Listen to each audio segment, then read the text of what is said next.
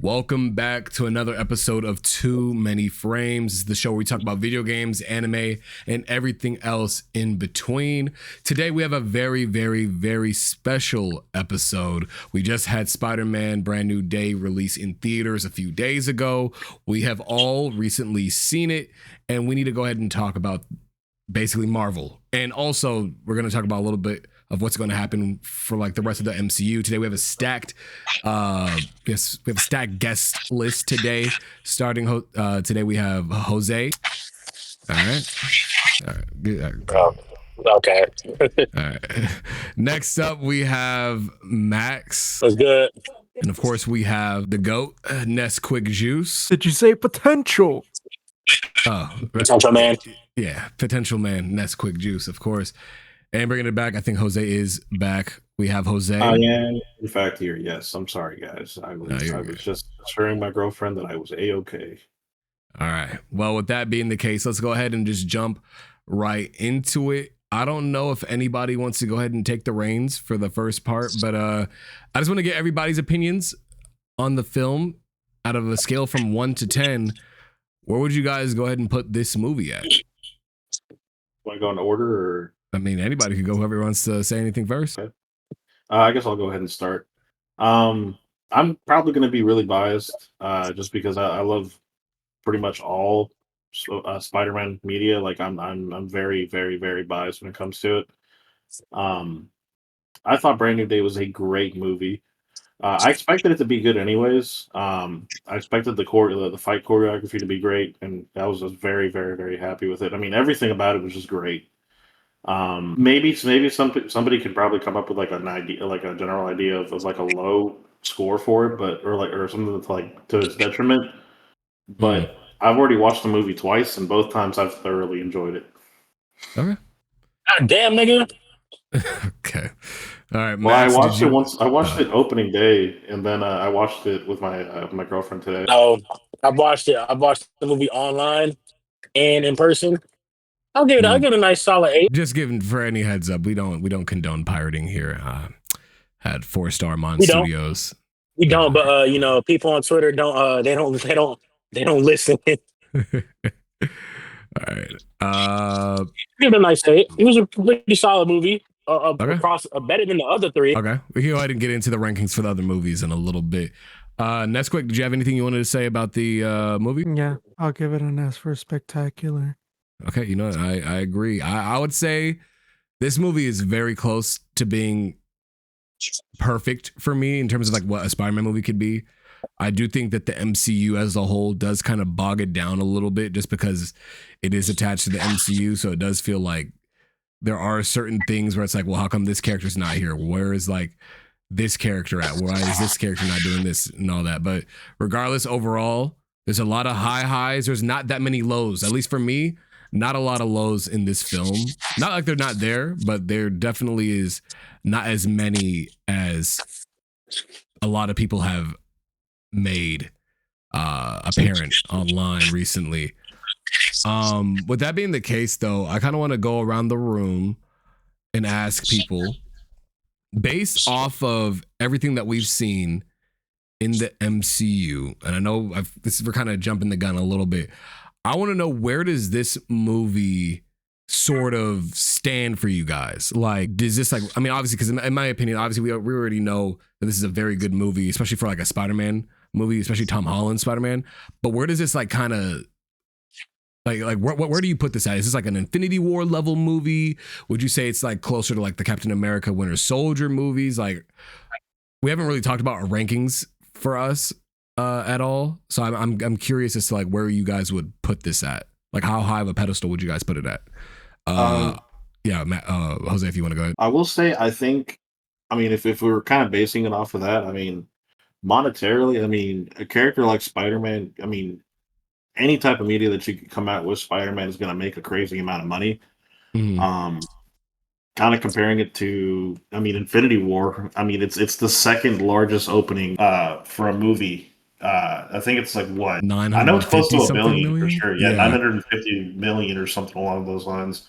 167. 967. No, 160. I don't know about the 900. It's like that was day one. That was opening day, but we're talking about like for like opening weekend. Opening weekend, I believe it was like 950 It was like something. It's a crazy amount. I will say comparatively to like a movie like Infinity War, where it's supposed to be a combination of literally every character from the MCU pretty much showing up in that movie. Mhm. So just the simple fact that Spider-Man in of its own, it like has enough hype to kind of carry himself. Me personally, when it comes to like in terms of ranking it, it definitely it goes it's above most, if not almost every MCU movie for me personally right now. Okay. All right. I would put it up pretty high as well. Depending on how they do this trilogy, this could potentially, in my opinion, be the best trilogy in the MCU. I think like where I put it like above this was Guardians of the Galaxy, like all the Guardians of the Galaxy movies. I feel like they're very, very cohesive in terms of like understanding like the plot of all of them.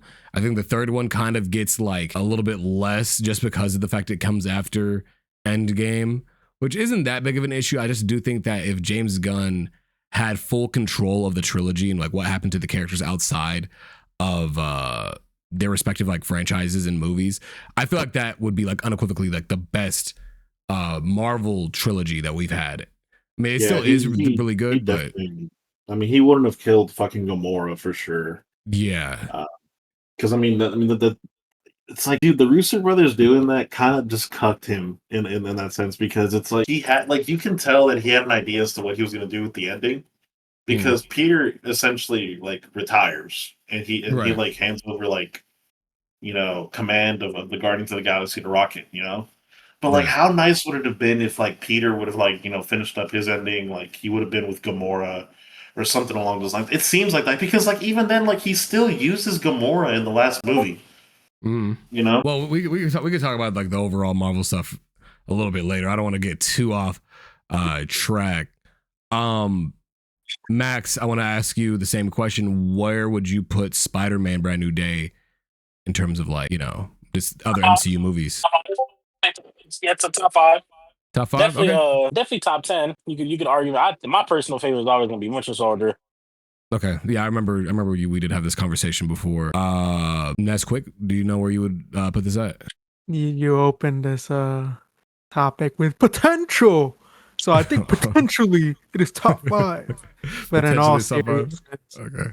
The simple fact that potential I would say like it's a top 3 movie overall collection. It's pretty safe. Top 3's that's high praise.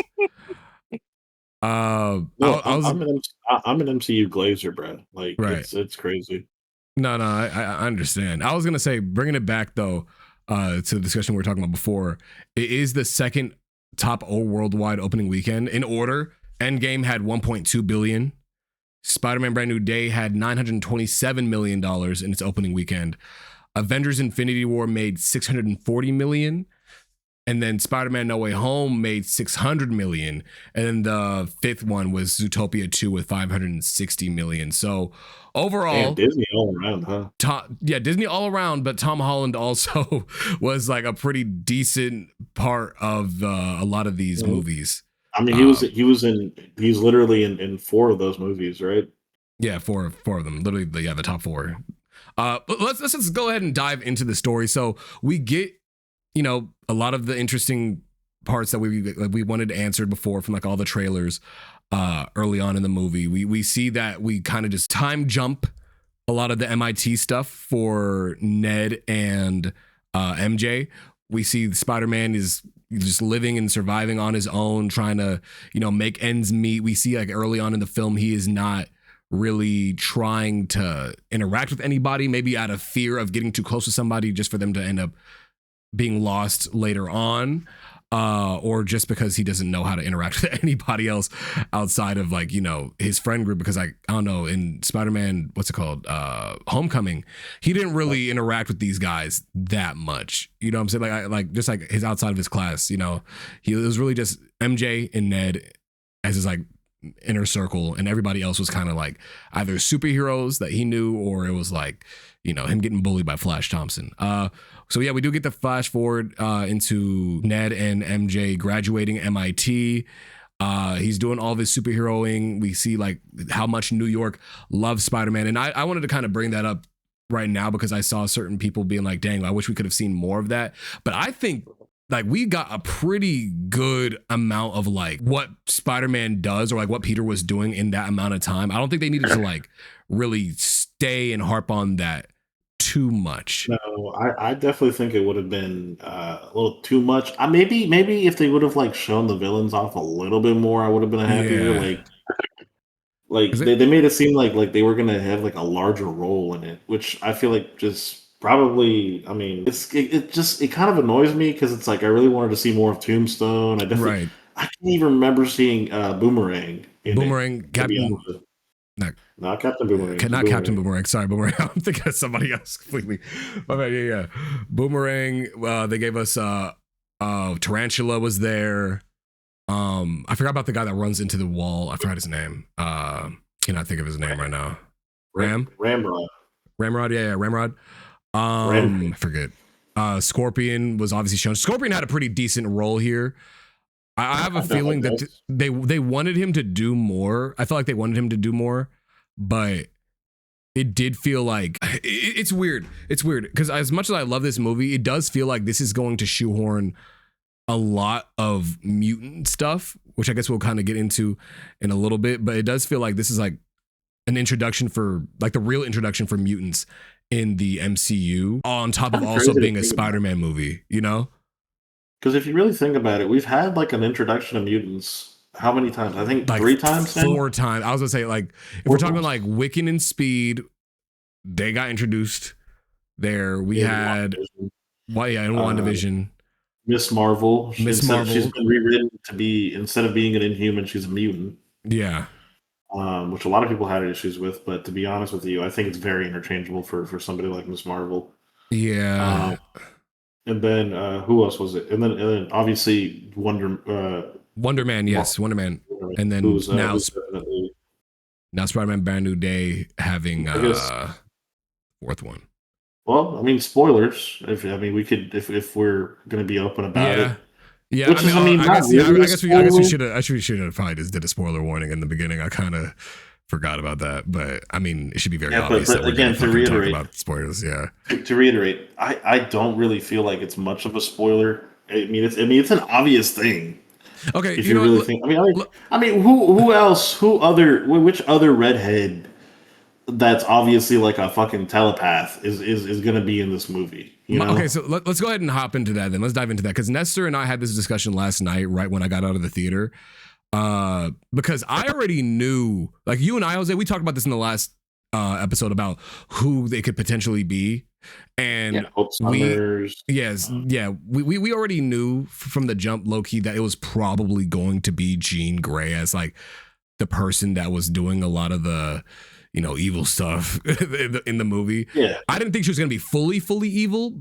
I'm not going to lie, though. In this movie, she definitely seemed a lot more dastardly than I thought they were going to make her. But it felt like, there's one scene in particular that definitely cemented her as like probably like Tom Holland's like biggest villain. Yeah, I heard some people say that too. But when Nestor and I were talking about it, was like I was like, I already knew going into it that she was going to be there. He told me that he wasn't expecting Jean at all. I don't know if you want to go ahead and explain that yourself, though, Ness, quick. Seriously? So I'm gonna be clear and like address some big ass elephants in the room. I was not under the influence of any leaks whatsoever. I was under the radar, like I usually am. The only thing I've consumed prior to the actual movie coming out is the raw trailers. And that's pretty much it. Obviously there was some like set pieces, like social media stuff, but like I didn't pave too much mind into that. And admittedly, I do tend to forget like set things as well. So whenever it was actually Jean Grey that was showing up, it's also me not putting 2 and 2 together, for being completely honest as well. Kind of like a similar case, not necessarily the same, but like how Wanda was the main villain of like Multiverse of Madness, for example. Right. Like, Yeah. while she wasn't inherently shown in the trailers, you could kind of like piece everything together, and it's like, well, yeah, Wanda is the villain there, Jean is the villain here. I'll use antagonist more so than villain because Yeah. you know, she did lose her sister and all that, and she she was definitely out of pocket and a lot of aspects, but Yeah. We're gonna. most part, her motivation was like for her sister, even if it was overblown. I will also say that even if she is a telepath and like she's in the higher tiers of intellect, she is young as well. I personally, I know we say it's overblown. I think, okay, there's like certain parts and aspects of it that was overblown for sure. Like she was definitely killing people to get back to her sister. But like, I don't think it was as crazy when you think about it. Like, think about like how she's being ostracized by society. Her mother gave her up, and her sister up. Her sister was like the only person that she really had to like, you know, fall back on emotionally. And then that emotional like crutch is gone, being taken by the DODC. And then we find out later on in the film that, you know, she's, you know, I mean, well, before we get to that, she's looking for her sister. She believes that her sister is captured and held captive. She doesn't know what the fuck is going on. She thinks that she might be dead. There could be a possibility that they're like, you know, abusing her, torturing her and all that shit. She doesn't know what the fuck is going on. In her head, also being a child, like they've said she's a teenager. I don't know what age specifically they said, but they were making it very clear, like she doesn't give a fuck about what happens to the rest of the world. Like she's like, I'm gonna go drive this fucking tank through all of like Manhattan and New York and all that other place. I don't know. I actually don't know where part of New York they were in. I've never been there. So I said Manhattan, may not have been Manhattan, but regardless, she was driving through the streets of New York City and was like, you know, barreling down all these civilians and shit just so that she could get into the DODC. And then there's times where she's fucking with Peter because Peter's like, you know, getting in her way, quote unquote. And she's like, yeah, let me just go into this dude's fucking body and like have him get hit by a fucking car. And I'm like, all right. Yeah, that was insane, by the way. It's like, okay. Like, I don't think I clocked it the first time I watched it, and then the second time I was like, there's no fucking way that actually happened. Yeah, I was like, yo, what the fuck is going on? Like, I think Jean was valid in a lot of the shit that she was doing. Like, even going, unfortunately, even though I know the Hulk, and we care about Bruce Banner and all that, like, but her mind controlling the Hulk into doing all that shit, I still think it's valid because he's the strongest person that she could possibly have that would be able to help her with her goal. You know, it made me sad, honestly. Yeah, it was sad. I don't know. I think a lot of those parts about her were valid, but yeah, when she found out that her sister died, I feel like that was like the most powerful scene of the movie. I'm not gonna lie. Dude, that shit was great, though. Honestly, the fact that like how she figured it out, because it's like so. For those who don't know, well, first of all, if you don't know, you should probably not be watching this. Regardless, I'm gonna be dead ass. Yeah, obviously. But if you don't know, in the entire movie, Jean is looking for something called VMAX, which she assumes is where her sister is, right? Mm. Eventually, you know, she gets captured back by, you know, damage control and everything, and she's still adamant about asking this question. And eventually it gets to the point where, like, she starts, like, looking up because they're experimenting on her with her powers and everything, and she starts looking up, and she pays attention to, like, the AC fan and everything, and it's literally, like, a sticker on, like, the corner where it's supposed to say VentMax, but it's peeling, so it says VMAX. Okay, so in other words, she knows that... Uh-huh. Wait, sorry. Can I spoil BoJack Horseman for people, or is that not going to matter to y'all? I mean, you can go ahead. BoJack Horseman's been out for like fucking, what is it at this point? 5 years since it got finished? 7 years, maybe? I have no clue. I just wanted to say, when I saw that, it reminded me of BoJack so bad because there's like a part, like I said, spoilers. There's a part where BoJack's mother is dying, like due to dementia and shit, right? And BoJack never felt seen as a person from his mother, and like he never felt like he mattered to his mom at all. But then she says something to him where he felt like, wow, like right before she died, he was like, she said, I see you. And to him, that felt like the biggest like thing that like kept like being a motivator for him going forward. Because I don't know if you guys don't know about BoJack Horseman, he's a shitty person, but that moment for him was like what kept him being like, he was still a bad person, but like had some small semblance of like hope that he might change, right? Like there was like some small like humanity in him at that point in time. He goes back and then he's at his mother's funeral. He's at her eulogy. And then he's retelling the story about her saying ICU. Then he realizes she was in the ICU. So her saying ICU didn't actually mean what he thought it meant. And that's what this reminded me of, like her say, like, what is VMAX? VMAX has to be something. You know, what is this VMAX thing? And then she sees it, and then that realization was what eventually broke her down. And I really cannot wait to see where this goes in whatever the X-Men movie is gonna be. I'm very like I'm hoping that she's the main character. I know that Scott's gonna be like the leader and all that, probably, but I want Jean to be like as much of a main character as Scott is, but like without the Phoenix Force, because I feel like this being her introduction is so fucking tragic, and I think it's more tragic than any other Marvel character's introduction really has been, that they could like honestly go crazy with their character. I don't know how people are gonna feel though about her being a fucking murderer though. I'm not gonna lie. Well, I mean, that's the thing. Like at the end of the day, did she let the guy we don't even know if the guy died.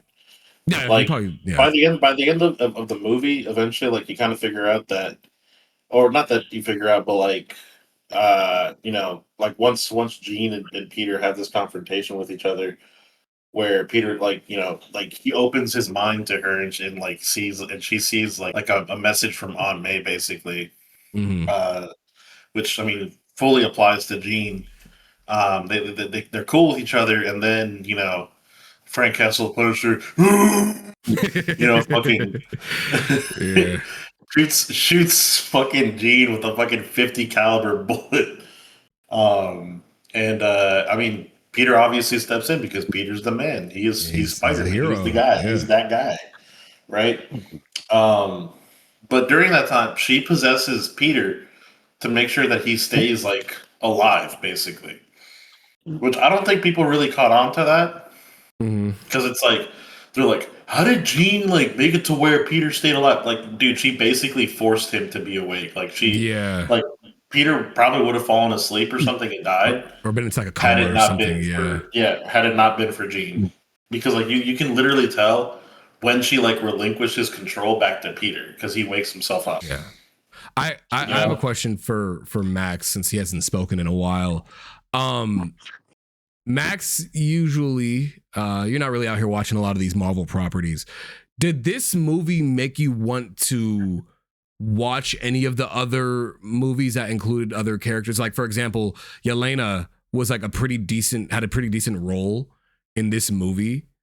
Is there any like property that you'd want to go watch now? Like, would you want to watch Thunderbolts? Would you want to go watch the Black Widow movie? I've already seen Thunderbolts.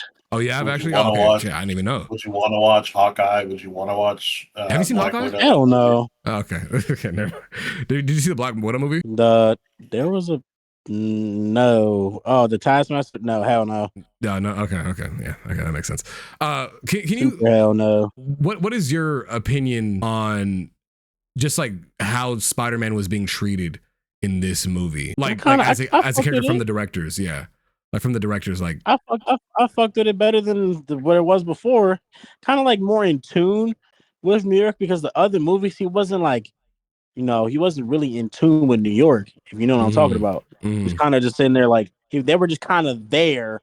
Can we also talk about how New York is one of the worst places to ever be in the Marvel universe? Oh, 100%. Million percent. They were like, oh yeah, this is where the battle. Like there was a scene in the movie where she's like on like the tour bus. She was on the tour bus talking about, oh yeah, this is where the Battle of New York happened. Yeah, it's a crazy thing. And then the tank just comes out of nowhere. I'm like, all right, bro, y'all need to we need to have some more protections for these niggas, bro. Since the first Avengers movie, they just been fucking nuking that city. Yeah, I feel like them being more in tune with New York, him little interactions here and there. You know, that's fine. Let's not go all the way in, but interactions is definitely a step in the right direction. Now, I don't know how they're gonna pivot off of this into the next one. I'm a little scared. Okay. You know, due to recent backlash with the other shows, but true, right? Gotta have a little faith. Yeah. Nestor, I'm gonna throw this question to you as well. How did you feel about Peter's character throughout the entire movie, like, and how he was handled by like the directors and the writers and Tom Holland, of course? So there was a lot of shotgunning and questions, and I want to like break down majority of the things that were mentioned, starting with what you just said. For a long time, at least for the viewer aspect, a lot of people weren't really rocking with Peter. You know, he was like spoon-fed. People didn't like the direction, like he was carried by the technology, or like he was like Tony Stark Jr. You know, just a lot of these offhand comments. And then people are like, oh, you know, this Peter has it like so well, which I fully don't even like fully agree with that. But I could also see where people are coming from initially from that. And then this movie pretty much throws most of that out of the window. And it's like, yeah, this guy's on his own. He's forcing himself to be isolated so he doesn't suffer any of the ramifications that will potentially go on in the future. They kind of take every aspect from each movie, the main bullet points that happen events-wise, and they capitalize on it so well in Brand New Day. Everybody forgetting who Peter Parker is, you know, the buildup of him being spoon-fed, kind of like stripping that away from him. Him being on his own, just all sorts of things. And while Peter being Peter, people just want to see this man like really miserable. I don't even know if that's the way to exactly go, but if that were the case, they did a really good job in this movie.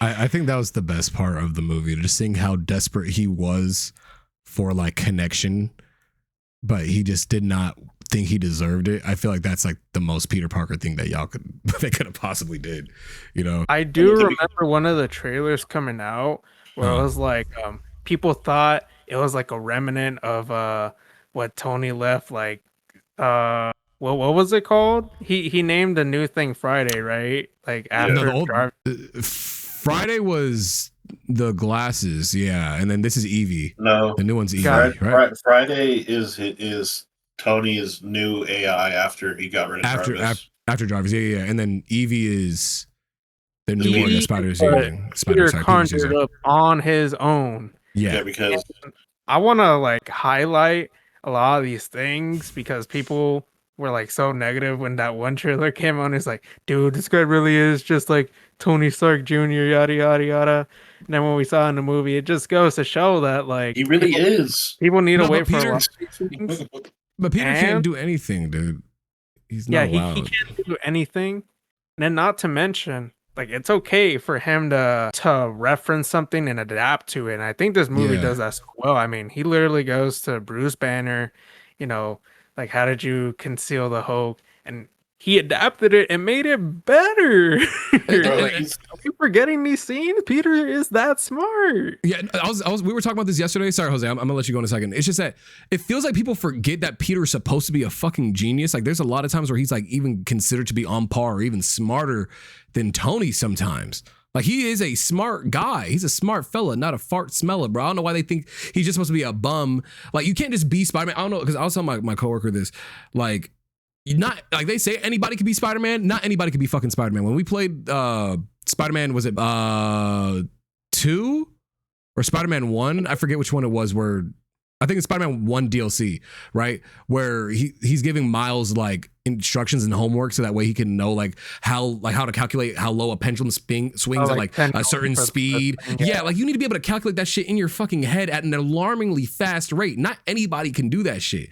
Like I just feel like, to me personally, like, people just forget Peter is that fucking smart. And they were like, their whole thing was like, oh, well, how was Peter able to afford the computer and the 3D printer and all that shit? Why are we assuming that the guy that went to robotics and was going to go to MIT for like his robotics and engineering degree could not build his own 3D printer and his own computer? He was dumpster diving for shit like in the first movie for technology and shit. He was Speak your truth, King. I'm just saying he was doing that stuff. That's why I'm like, I feel like people like just forget a lot of the things that Peter does just because they're like, well, yeah, he's also just Spider-Man. But nah, he's making gadgets. Like he does a lot of things. He's a smart guy. Like that's a key part of his character. I mean, that's something that it's also pretty funny to me because if you really think about it, like everybody says that they want, if they become a superhero, they want to be Spider-Man. Bro, you don't really think about how fucking actually intelligent you have to be somebody like Spider-Man. You can be Spider-Man. You just won't be a very good hero, low key. No, you're gonna rip your fucking arm off trying to fucking web swing. I have the willpower that Peter Parker has. That too. You also have to be willing to get rid of everything. Who's gonna make your web your web shooters? Yeah, your web shooter fluid. Just because you're Spider-Man doesn't mean that you're the man behind the spider, brother. Peter Parker is just as big enough. Like he's a driving force as to why Spider-Man is so fucking, like he's him, You're not wrong. You did make a pretty good point there. And when you were talking about like, him finding his scraps essentially like dumpster diving, we were talking about this the other day, and a lot of people have been bringing this up. But what is Bro's source of income? They really didn't show that in this movie. He is selling, but I am sorry, bro. There's no other. Y'all ain't know, bro. He's a fucking Spider-Man's a marketplace demon. Okay, that could be true. That could be true. And I think you could explain a lot of this, but this is something that they just like avoided, and you could tell they just like left that up in the air. One of my friends said that he might have had money left to him by Tony. I don't know if that's true or not because I feel like, I mean, maybe he did get like a certain amount of money, but like for New York rent, I don't know if that's gonna last that much, for that long. I mean, for nigga, Tony's like what, a fucking gajillionaire? Like that's definitely enough for that small ass apartment. That's got it. He didn't leave all that money to Peter. Like $3,000. Unless he specifically state like, hey, like this is to be left to Spider-Man or something. Yeah, but they said Peter Parker, and there's all record of Peter Parker is gone. So where is that money at? That's why I don't think that's the case. So it's like, to me personally, I feel like it would be fine if they said that he was doing like odd jobs, like doing delivery services and shit, like Uber Eats or something. But like something, because I feel like they obviously didn't want to do Daily Bugle stuff because they probably couldn't get J.K. Simmons to be J. Jonah Jameson. I feel like that might be the reason, because I know he did say before this movie came out that he's not in the fucking movie and that he doesn't know why people think that he's going to be in the movie just because. But if that's the case, it like, sucks, man. What is he gonna like? What is his? Yeah, like you said, what's the source of income gonna be going forward? Telling you, bro, that nigga Spider-Man's over here making one-to-one merch, and he's being a marketplace demon. I was thinking that maybe he was getting the money wired from like the chief of police. Like maybe she was like wiring him some money. Also, loved her in the movie, by the way. No, she's not a chief of police. She's just a detective. That's John DeWolf. Oh, defective. I don't know. I for some reason I didn't pick up on what they were saying that her job was. To be fair, if they end up doing what I think they're gonna do with her characters, oh my god, bro, I'm so excited. Shit, we'll have to wait and see. I guess I'm also very excited though. I thought they were gonna do what's her name? What's the girl from the game? Which one? The Asian girl, the cop. Silk. Never mind. Yuri? Yes. Yeah, I thought Yuri was gonna be. Oh, speaking of Silk, she showed up. This is like her second movie that she's been here, or third movie? Are you talking about Cindy Moon? Cindy Moon, yeah. She's. This is like we also the don't second know or that third is time. Cindy Moon, by the way. They said no.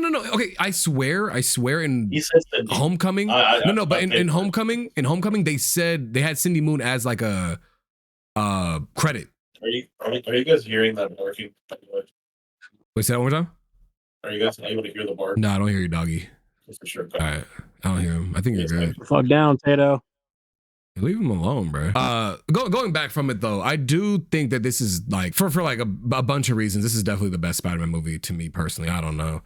I know other people have their like opinions on it, but like I like how natural it felt seeing these characters interact with each other. Like every character that they brought in for like a cameo didn't feel like they were brought in as just a cameo. That's another thing too. There weren't just cameos. They were like driving forces in the movie. You know what I'm saying? Like you had Black Widow or Yelena, right? Being the Baddie. like information. What'd you say? Baddie. Okay. Being like the information for Peter, right? But and also like checking in on him, like, yeah, she's an Avenger. She like knows how loneliness like can affect somebody. You know what I'm saying? And I feel like I really appreciated her being in this movie because like she saw like Peter, like, yeah, he ain't got no fucking friends.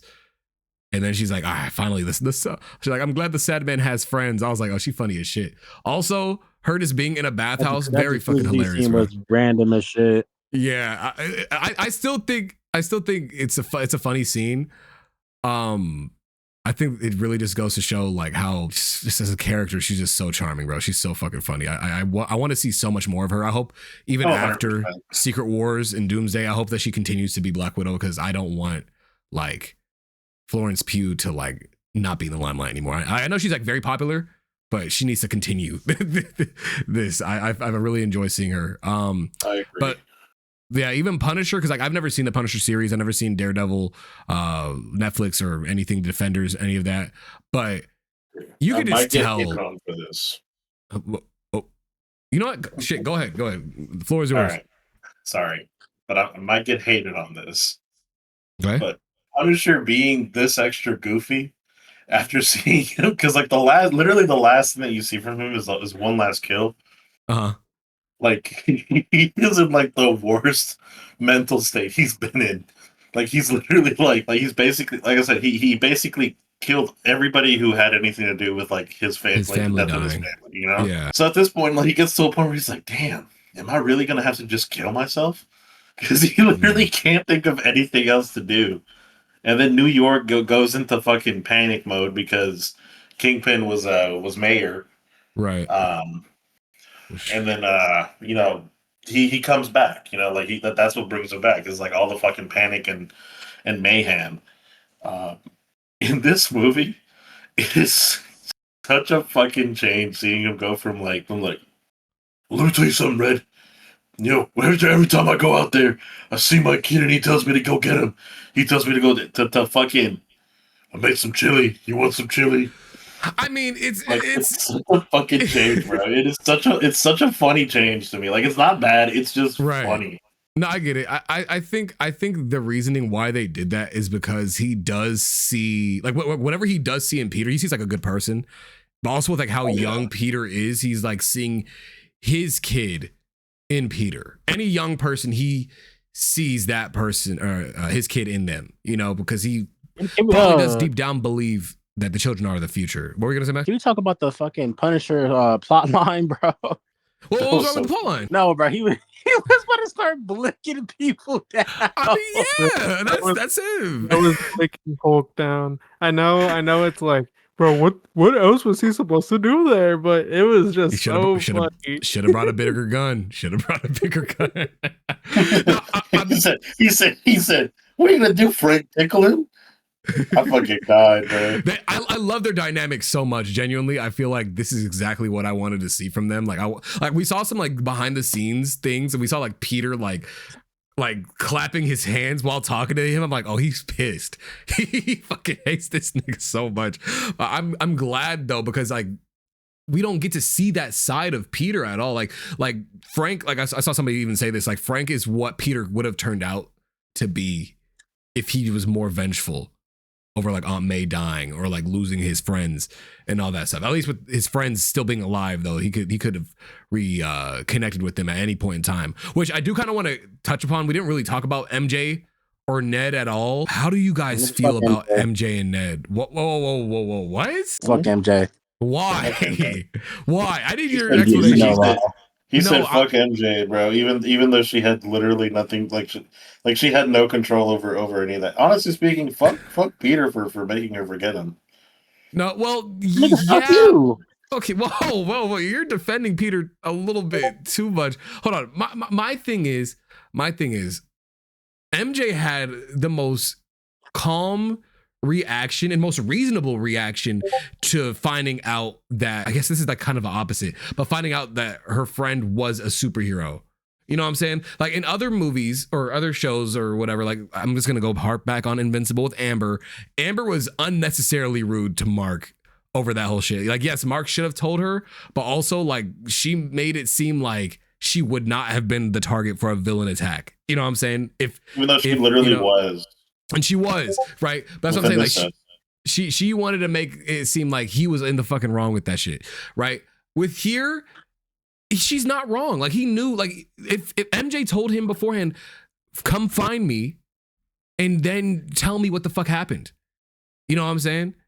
All those years of grief, like those 4 years of grief could have been completely avoided. I mean, maybe could have been avoided, maybe, but Peter felt like he just needed to keep them protected. And I think her reaction was like, Peter Parker. Hold on, we'll get to that. But like where she's like, you don't get to make that decision for me. Like that's valid. Yeah, she was supposed to know. Like I feel like that was like a realistic reaction. She doesn't have love for him. That wish worked. She doesn't know anything about Peter. She doesn't remember him. That hurt my soul. It did hurt a lot because it's like, damn, bro, like he really hoped that deep down her hearing this letter would change anything. And I'm glad that they fucking stuck to their guns and made her like still be like, look, like you're a good person, obviously, but I don't feel anything for you. That's not what she said. But she's like, I didn't feel anything for you. And I feel like that to me was so like heart crushing. But with MJ still being such a good person, she's like, hey, yeah, I'm gonna need a ride home, but hey, do you want to come inside? Do you want to see Ned? I'll be honest. That shit. Wait, sorry. Wait, go ahead. When she goes like, do you want to go upstairs and like see Ned? Like, I'm be honest, I fucking teared up. The second time that I watched this, since my parents weren't around, I'm assuming he said he cried. He cut out a little bit, but nice. Yeah. No, it's okay. This is a little bit of technical difficulties. It's okay, but I agree, bro. Like I was watching this with a couple coworkers and Naz, and then one of my coworkers said that they've never seen any of the Tom Holland movies, which to me is kind of like, thank God. Well, okay, sure, but it's like also like I feel like you should at least look at a little bit of things. So there's small things there in those original movies that Daniel Destin Cretton was like able to bring out in this movie, which like was specifically the Star Wars, like the Lego Star Wars scene where they're building the not the Death Star. I don't know any of the ships, but they're building the ship in upstairs in their apartment, and it just reminded me of how like their like one connection, not their one connection, but like one of their many connections that Ned and Peter had was building the Death Star together, like at his house. I think that, and then them being able to just so naturally be able to like reconnect with each other because of like how close they were. Like it's just like so obvious, like. Like the love is still there, man, and it's like that's what was even more heartbreaking about it. And he's like, "This is the most fun I've had in years," and it's like, that made me fucking tear up, bro. That actually made me tear up so bad. It's really sad. I loved how they just went and talked about his just trauma that he had to go through. Although it was self-inflicted. We did have like a friend say that he took 4 years to not make any connections with anybody else. That was kind of his fault, yada, yada, yada. But I feel like that's not really a fair assessment, in my opinion. It's not.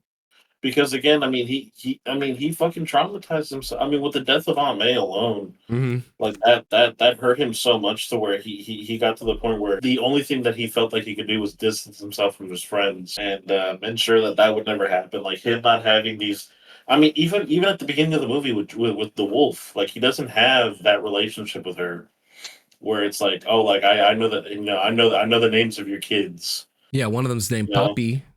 Named Puppy. It's funny as shit. That shit was very funny, actually. Also, his accent is a lot more thick in this movie, right?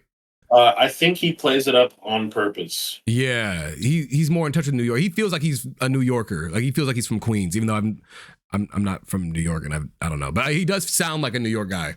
You know, I feel like no, I think he specifically stated, like Tom Holland, he specifically stated that he tried to improve his accent. Because I don't know if you remember in the first movie, like he tried to do it a little bit. Yeah. With what's her name? Oh, man. Well, not what's her name. Oh, the first movie. Yeah. When he's in Washington. Yeah, I can't remember her name. Liz? Yeah, Liz. Yeah. Yeah. Okay. Yeah, he tried to do it, and then like it sounded awkward, you know. But like now, it just sounds like it's like that Spider-Man talking to Yeah. me, you know. I feel like a lot more Spider-Man. Like I'm fine with him not doing like the accent, like the New York accent, but like I feel like I kind of want to see that now. Like I appreciate that more because it does feel like he's even more connected to New York. Like I know like it's not like a necessity, but like it's a very nice touch. Let's go ahead and talk a little bit more about the Spider-Man stuff. I have a question about how you guys feel about the portrayal of not necessarily Man Spider, because I thought we were gonna get Man Spider, but like the mutation of Peter's genes and how I was rocking with it. how do you guys feel? Do you guys feel like there was a payoff with that, or was the payoff like good enough for you guys? Because I had a conversation with my coworker. He specifically said I liked where they were going with it. I was interested in it. Like he's like, yeah, I took chem and all that, biochem, all that other stuff. So like all the things that they were saying made sense to me. It just felt like at the end of the movie when he's fighting the Hand, he only takes the inhibitor off not to necessarily like, you know, like have trust in himself, but it was to win a fight because his web shooters were broken. I want to know if you guys have the same opinion. I can't agree now. I mean, by that point, I mean, like he literally realizes that, like, you know, like he has to have like more confidence in himself, and like, you know, it's not the only time that like he's been told like, hey, like, you know, like you should really, you know, like you just need like why are you trying to suppress this monster that you think that you have and everything? So it's like he finally like took his own advice, or like took the advice of others, and eventually like he just like he lets it out. And I think the wolf out. I think it's also very cool that Jean and Peter both got like a power up at the end of the movie, kind of. Oh, yeah, like 100%. Peter being able to trust in himself. Like, look, I'm not gonna turn into that monster that fucking smacked Scorpion into a fucking cop car. That shit was fucking crazy. That was fucking insane. I was like, holy shit. I was like, Peter, chill out, man. You almost killed this guy. It's me. No, but like actually, I heard people online like, bro, it's just a cop. Yada, yada. I'm like, okay, we gotta like push that aside for like a little bit. At the end of the day, Peter does not like go out of his way to harm others just to take down a villain. You know what I'm saying? He's always been a cautious person and has like put everybody else's life ahead of his. So it feels very out of character when that happened. I'm glad he didn't. Damn, dude, imagine if J. Jonah Jameson was in the movie though. The menace shit would have definitely happened at that point. They'd be like, yeah, no, he's a menace. He's a menace. I don't know look why what he did. I'm trying to like I don't know why they couldn't get him in it. I mean, for any reason, but like I mean, he's in the universe. It's not like he's not in the universe. I mean, shit. They had Sadie Sink. They had Florence Pugh. They had so many like high profile actors. I don't think that they had enough money to have J.K. Simmons in the budget, but it would have definitely been interesting to see like how him fighting so hard for New York, because we kind of already been through that in No Way Home, where like New York was like kind of shitting on him, but they were only shitting on him because of honestly a really fucking stupid reason. It was because of Mysterio, obviously, and then Mysterio like brings up like, oh yeah, it's Peter Parker though. Like that was pretty fucking stupid. But like, I feel like it would have been interesting to see like, oh well, shit. Do you not see what Spider-Man did to that fucking cop? Like that shit was crazy. Nobody. Should we really trust Spider-Man? Yeah, like I feel like that should have definitely happened. There should have been a thing to where he's like, look, I need to be able to trust in myself so that way people can have trust in me. That would have been such a hard like line if he did do that, or not even just a line, but like just like a thought process. He's like, if I don't trust myself, then who will be able to trust me? You know what I'm saying? And I feel like not being able to trust that power and being able to suppress that part. Like that's why I love that like conversation with Bruce and him, where he's like, you know, how can you tell what like the good parts are that you're trying to like suppress, or like the difference between the good and the bad? You know, I feel like that was such a good like, you know, part. Also, are we literally any other character being in the movie except for Bruce wouldn't have made sense? Like, yeah, like if it was anybody, honestly, I'm happy that it was Bruce. I mean, he's like the mutation guy.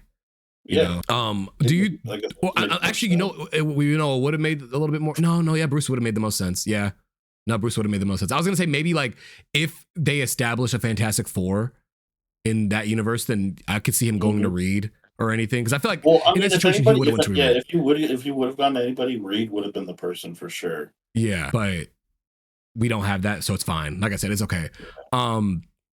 I do think one of the bigger issues that I had, because like one of the arguments that one of my coworkers was having about the whole thing was that it felt like they weren't committing to characters at all in the film. And I'm like, I don't know how I feel about that. But they specifically were mentioning Hulk, and that Hulk is like they don't know what to do with Hulk. Like, how come here he has an inhibitor, but then in She-Hulk, he's like doing the Professor Hulk thing, but then like there's like a whole bunch of other things. And I'm like, well, obviously, like in the beginning of She-Hulk, he had the inhibitor on, I'm pretty sure, if I remember correctly.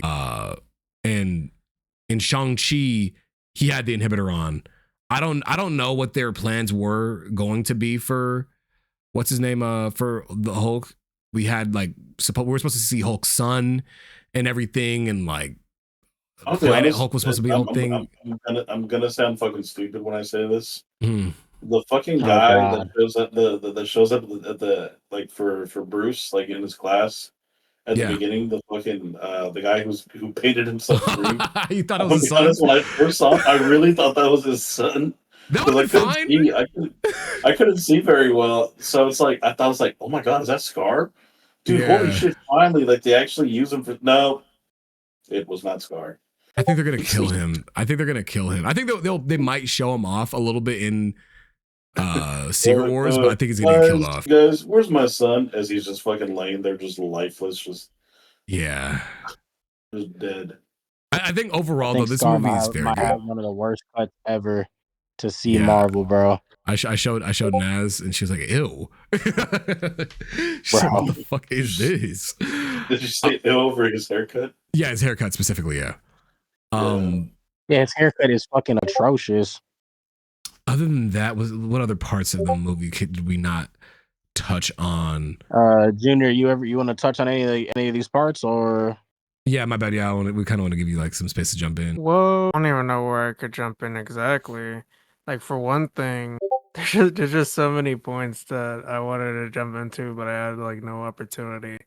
But the first thing I wanted to break down was how your coworker completely missed the mark in the whole mutation thing.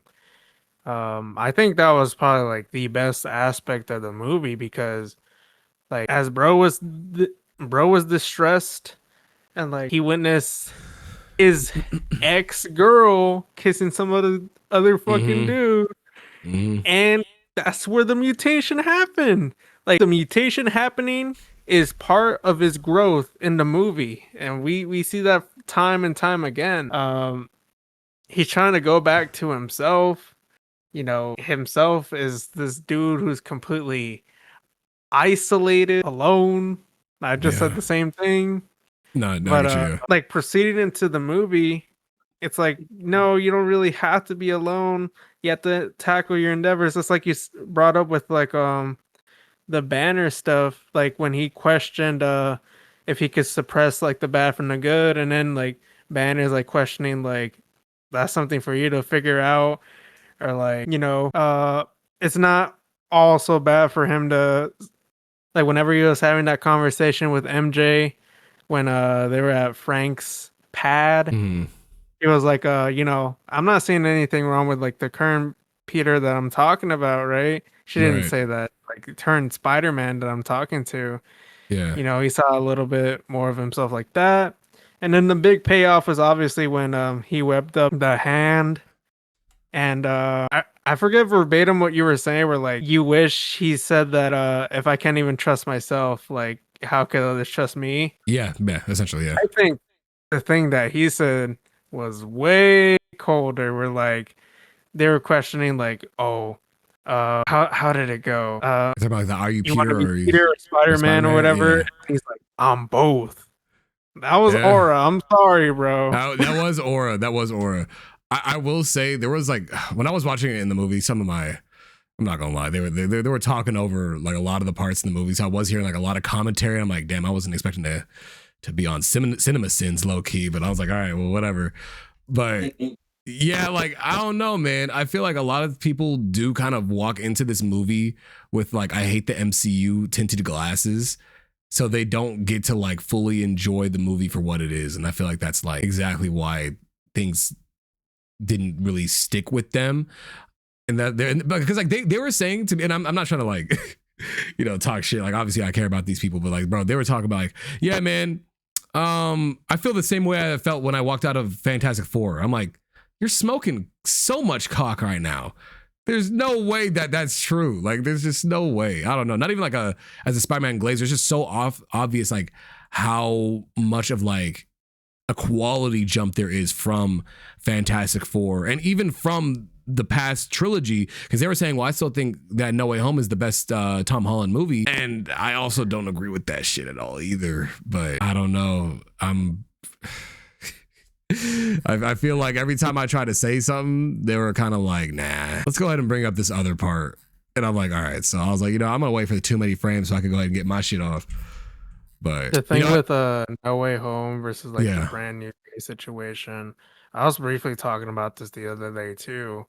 People retroactively have been going back like over the years and like, No Way Home generated like what we thought was good because it was in the theaters.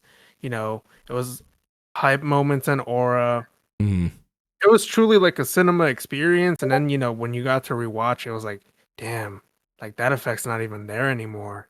Right? When Andrew like unmasks himself and like the theater's like roaring. And then like when you rewatch, it's like, what the fuck is bro doing?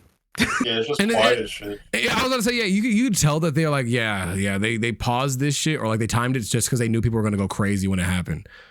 Like for a theater experience, you might be able to say that No Way Home was better, but bro, like story wise, it just feels like, let's just go ahead and get hype aura moments.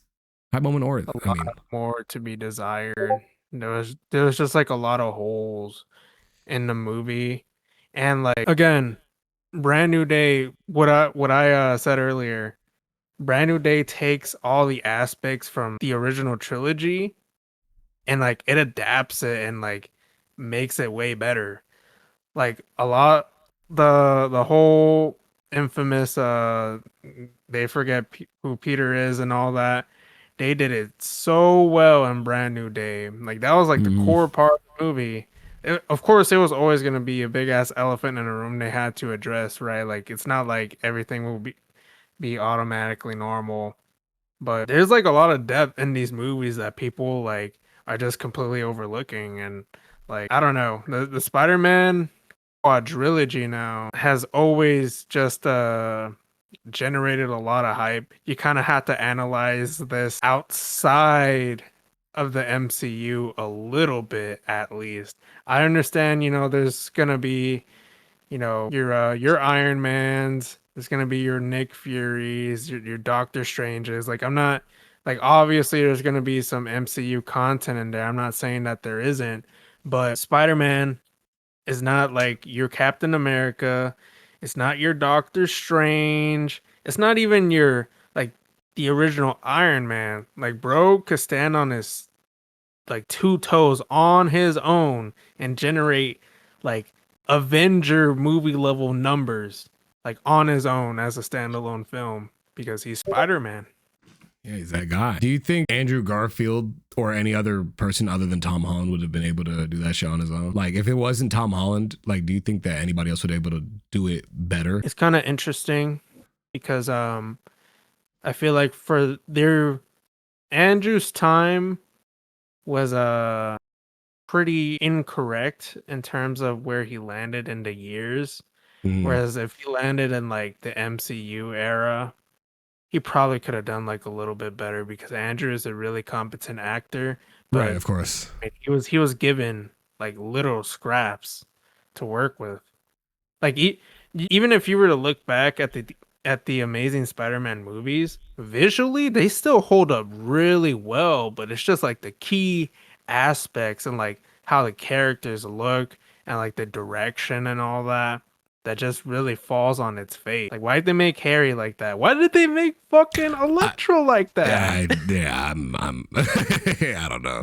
I feel like there was a lot of questionable things that they did for that era of Spider-Man, but we'll eventually see, I guess.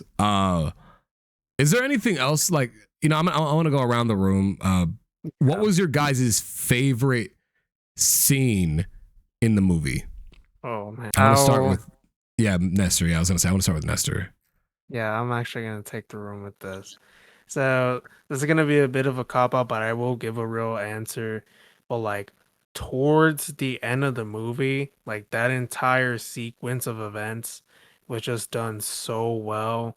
But if I had to pick like a specific part of the event, it was like the sequence when Jean was talking to May, right?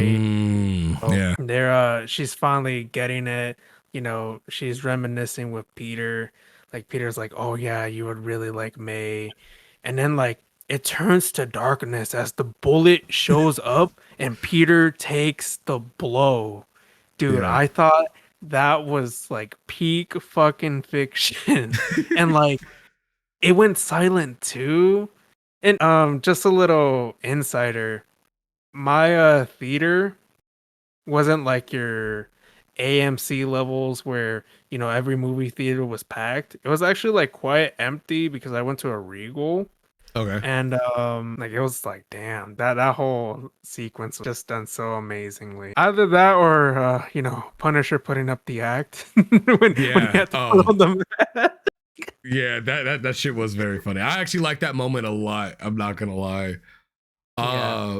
Max, what was your favorite moment or scene Where he or almost whatever? he almost killed that foot soldier with the little fucking spiky shit, and he stopped it. Oh no, Yeah, that was good, dude. I'm telling you, that end sequence. That shit was bro. The third act of the movie was very, very good. Oh, good. Jose, what was your favorite scene / sequence of the movie? Man. Yeah, guys, I did a podcast with y'all. Okay, hold on, Sean. I don't want to edit this out. You guys, what did I just say, bro? I Right. don't want to have to edit this out, please. Okay. What about you, Unc? Okay. So my favorite part of the movie, honestly, I know this might sound basic as shit, but I'm a sucker for choreography and fight stunt choreography. I think the best choreography that we got in the movie, besides like the hand stuff at the very end, because they were putting fucking belt to ass on Peter at that part, was the Hulk versus Peter and Punisher. I felt like that scene had like the right amount of like, you know, it had the right amount of comedy and action and just like stakes in the movie, in my opinion. And I felt like this the choreography where Peter's out here like you know, getting on his back, and like, you know, like spinning webs around him to make sure that he's like able to be held down slightly somewhat, you know, like all those things were so like just impressive to see, because I know Daniel Destin Cretton is like an extremely good director. Like we've seen his work in Shang-Chi, we've seen it in, I mean, Wonder Man didn't really have a lot of choreography. We're gonna see it in Naruto when he eventually does the Naruto movie, but he's just been an extremely good like fight choreographer. And I heard apparently Jackie Chan said that a lot of the stunt people in the fight choreography people were going to also be working on Spider-Man Brand New Day. So honestly, I think the Hulk part was just so good, because we all wanted to see the Hulk beat somebody's ass. You know, like it's been such a long time since the Hulk like has done anything at all in a movie that was like actually worth it, or even in any project in general. Because even in fucking She-Hulk, he was kind of like not really doing too much, you know. But dude, I don't know, that sequence was like definitely my favorite. I think Jose might have fallen asleep. Oh, okay. So I'm gonna go ahead and ask you. Well, I'm gonna go ahead and ask you the question again. What was your favorite scene in the movie? Damn, honestly, it's difficult, but I think honestly that little end part with where like he's in the hospital. Yeah, I guess the whole scene before that is probably some of my favorite in like the entire movie. I just love it so much. I don't know, just it's like Frank, you know, being emotional with him and like kind of talking to him about it. He's like, hey, you know, mind you, like, you know, this isn't normal for me to talk about or anything, but like, you know, I'm sorry and I apologize and everything. Like that was nice. And then Peter really getting to see just how much like New York actually does, you know, love him and everything. Yeah. That was great. I think my second favorite if I had to, was definitely the last scene of the movie where he does see Ned at the bodega or wherever he was at, and he, you know, does the dap up, and then he remembers and he's like, Peter. Well, that's actually apparently a very big discussion in the community right now. A lot of people are like, well, he didn't remember or whatever. It's a huge debate. I'm not gonna lie, I felt like it was very obvious what that was, but I guess a lot of people just think that shit has to be spoon fed to them. I don't know, maybe that's just me, but do you guys think, I'm gonna go around the room again, I'm gonna start with Ubre this time. Max, do you think that Ned remembered Peter at the end of the movie? I said no yesterday when you asked me this, but you did remind me that the handshake that they did. So is it still no, or is it like a change? Has it changed? Yes. Okay. Wait, yes to what? Yes that it's no, or yes, yes to the question. Okay, so you think they do remember? Okay. Jose, do you think that he remembers? Okay. Yeah. Well, I mean, it's well, okay. So this is how I see it, right? And you and I have already spoken about this morning, but to kind of reiterate, it's like, you know, Jean or MJ wasn't MJ when, you know, Peter did all that and like started talking to her, like when he like reconfessed and everything. Right. Like that wasn't MJ. That was Jean. You know, like we don't know exactly at what point that she started taking over, like, you know, Peter and everything, or not Peter, but she started taking control of MJ. Well, apparently she said in the office, like she was in her room, and then right after she was in her room, she just was falling. So. So it's like, you know, from then on, it's like that's not MJ, but the simple fact that like he remembered that handshake, you know, like that handshake is I mean that's their friendship, that's their bond, you know. Right. So I definitely do believe that Ned remembers Peter for sure. All right, Nesquik, do you think that they remember, or do you think are you team remember or don't remember? I think it's really tough. He obviously remembers the muscle memory of the handshake. And like, I'm gonna cop out and say like he remembers some aspects, but it's not obviously all the way there. You know what I mean? I could see that. The way I personally understood it was when Jean was taking control of Bruce and the Hulk. I kind of said this yesterday. Or earlier this morning when I got out of the theater, when she took over, he said that she broke something inside of him. Like that, whatever that connection that Hulk and Bruce had, or whatever control that he had, was gone, which is why he turned into Monster Hulk, right? Or just like, you know, Savage Hulk, right? And then we go to where she's like getting like experimented on, and her psychic abilities are getting much stronger.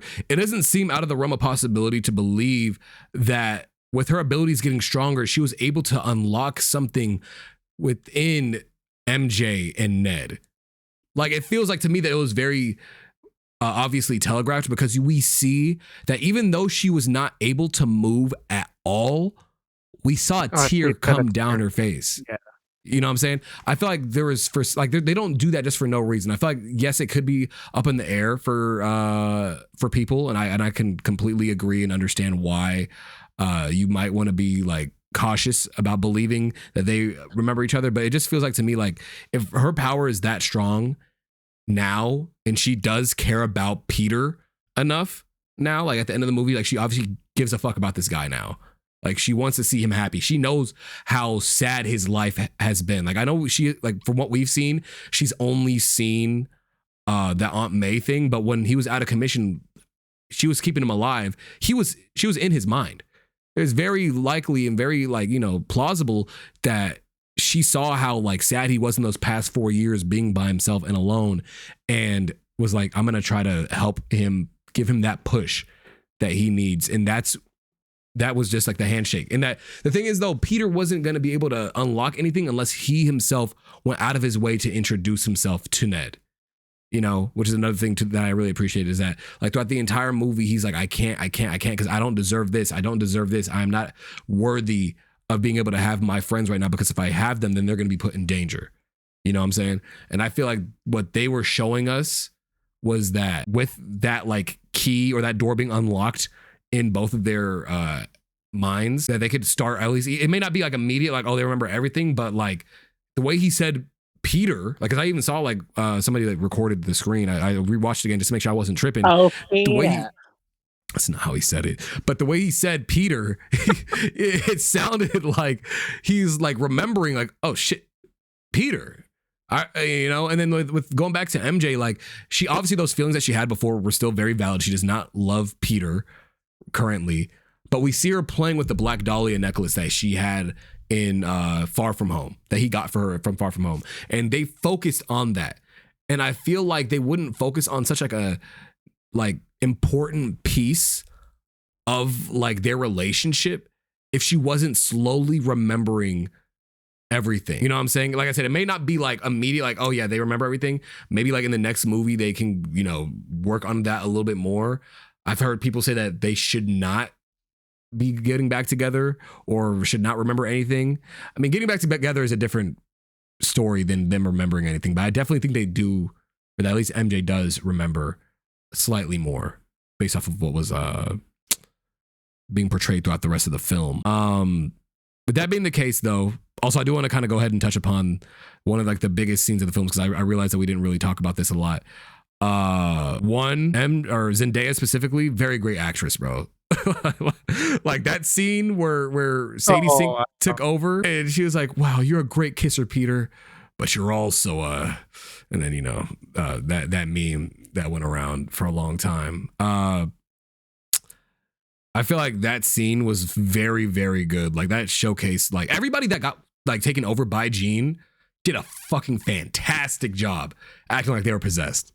They had put that shit on immediately. Like, especially that one dude that was talking to Peter outside of like the alley, like the black dude. He's like, "Dang, Spider-Man, what happened?"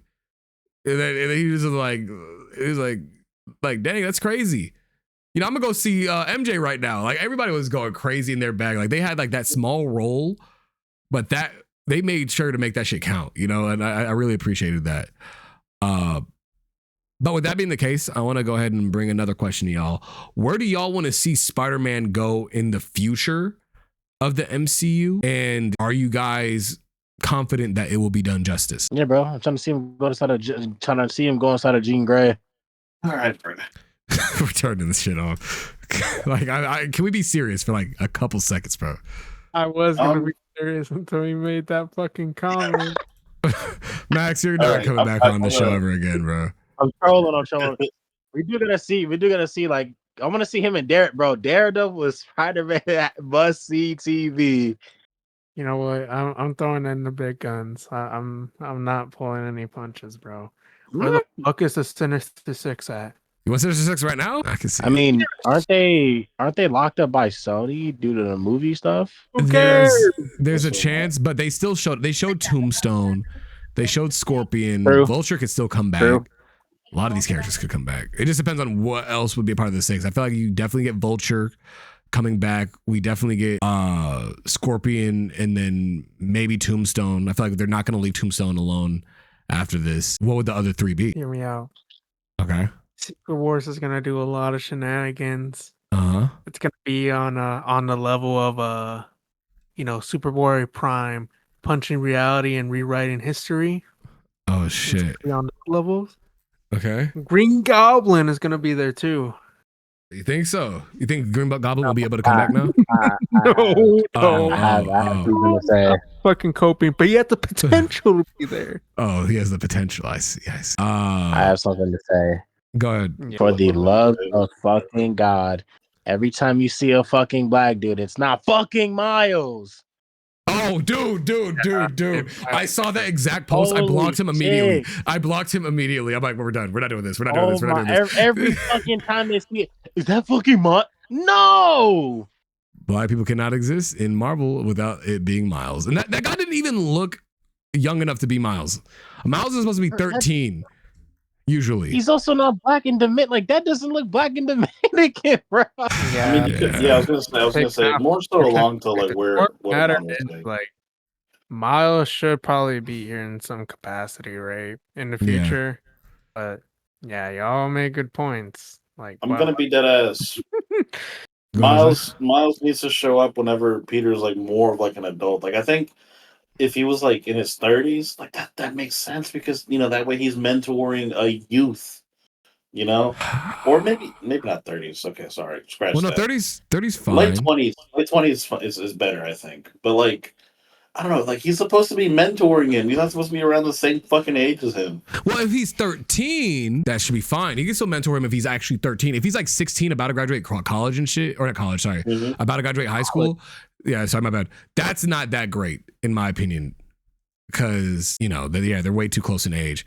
But if he's like 13 years old and he's like in middle school and shit, and they show us middle school Miles trying to be Spider-Man and shit, and people like make comments like, wow, you're so young for Spider-Man. Are you sure you could be Spider-Man and all that shit? And then we like actually get to see that guy grow up, but like, he's like an actual kid, and we get to see the actual kid version of him grow up and become, like another adult Spider-Man. That'd be cool eventually. Do you think that Peter would have to die for that to happen though? No, I don't think. Well, maybe not die, but maybe enough to the point where there's like a reason why he can't possibly be Spider-Man like that anymore. Do you think you would want them to do like the Sony game thing where he's like, I'm gonna take a break from being Spider-Man and you got it? Maybe closer to that, or if they really want to go serious about it, like more like in depth about it. I was gonna say maybe do it to where like there's a storyline in the comics, which I mean, obviously this is something totally different, but it's like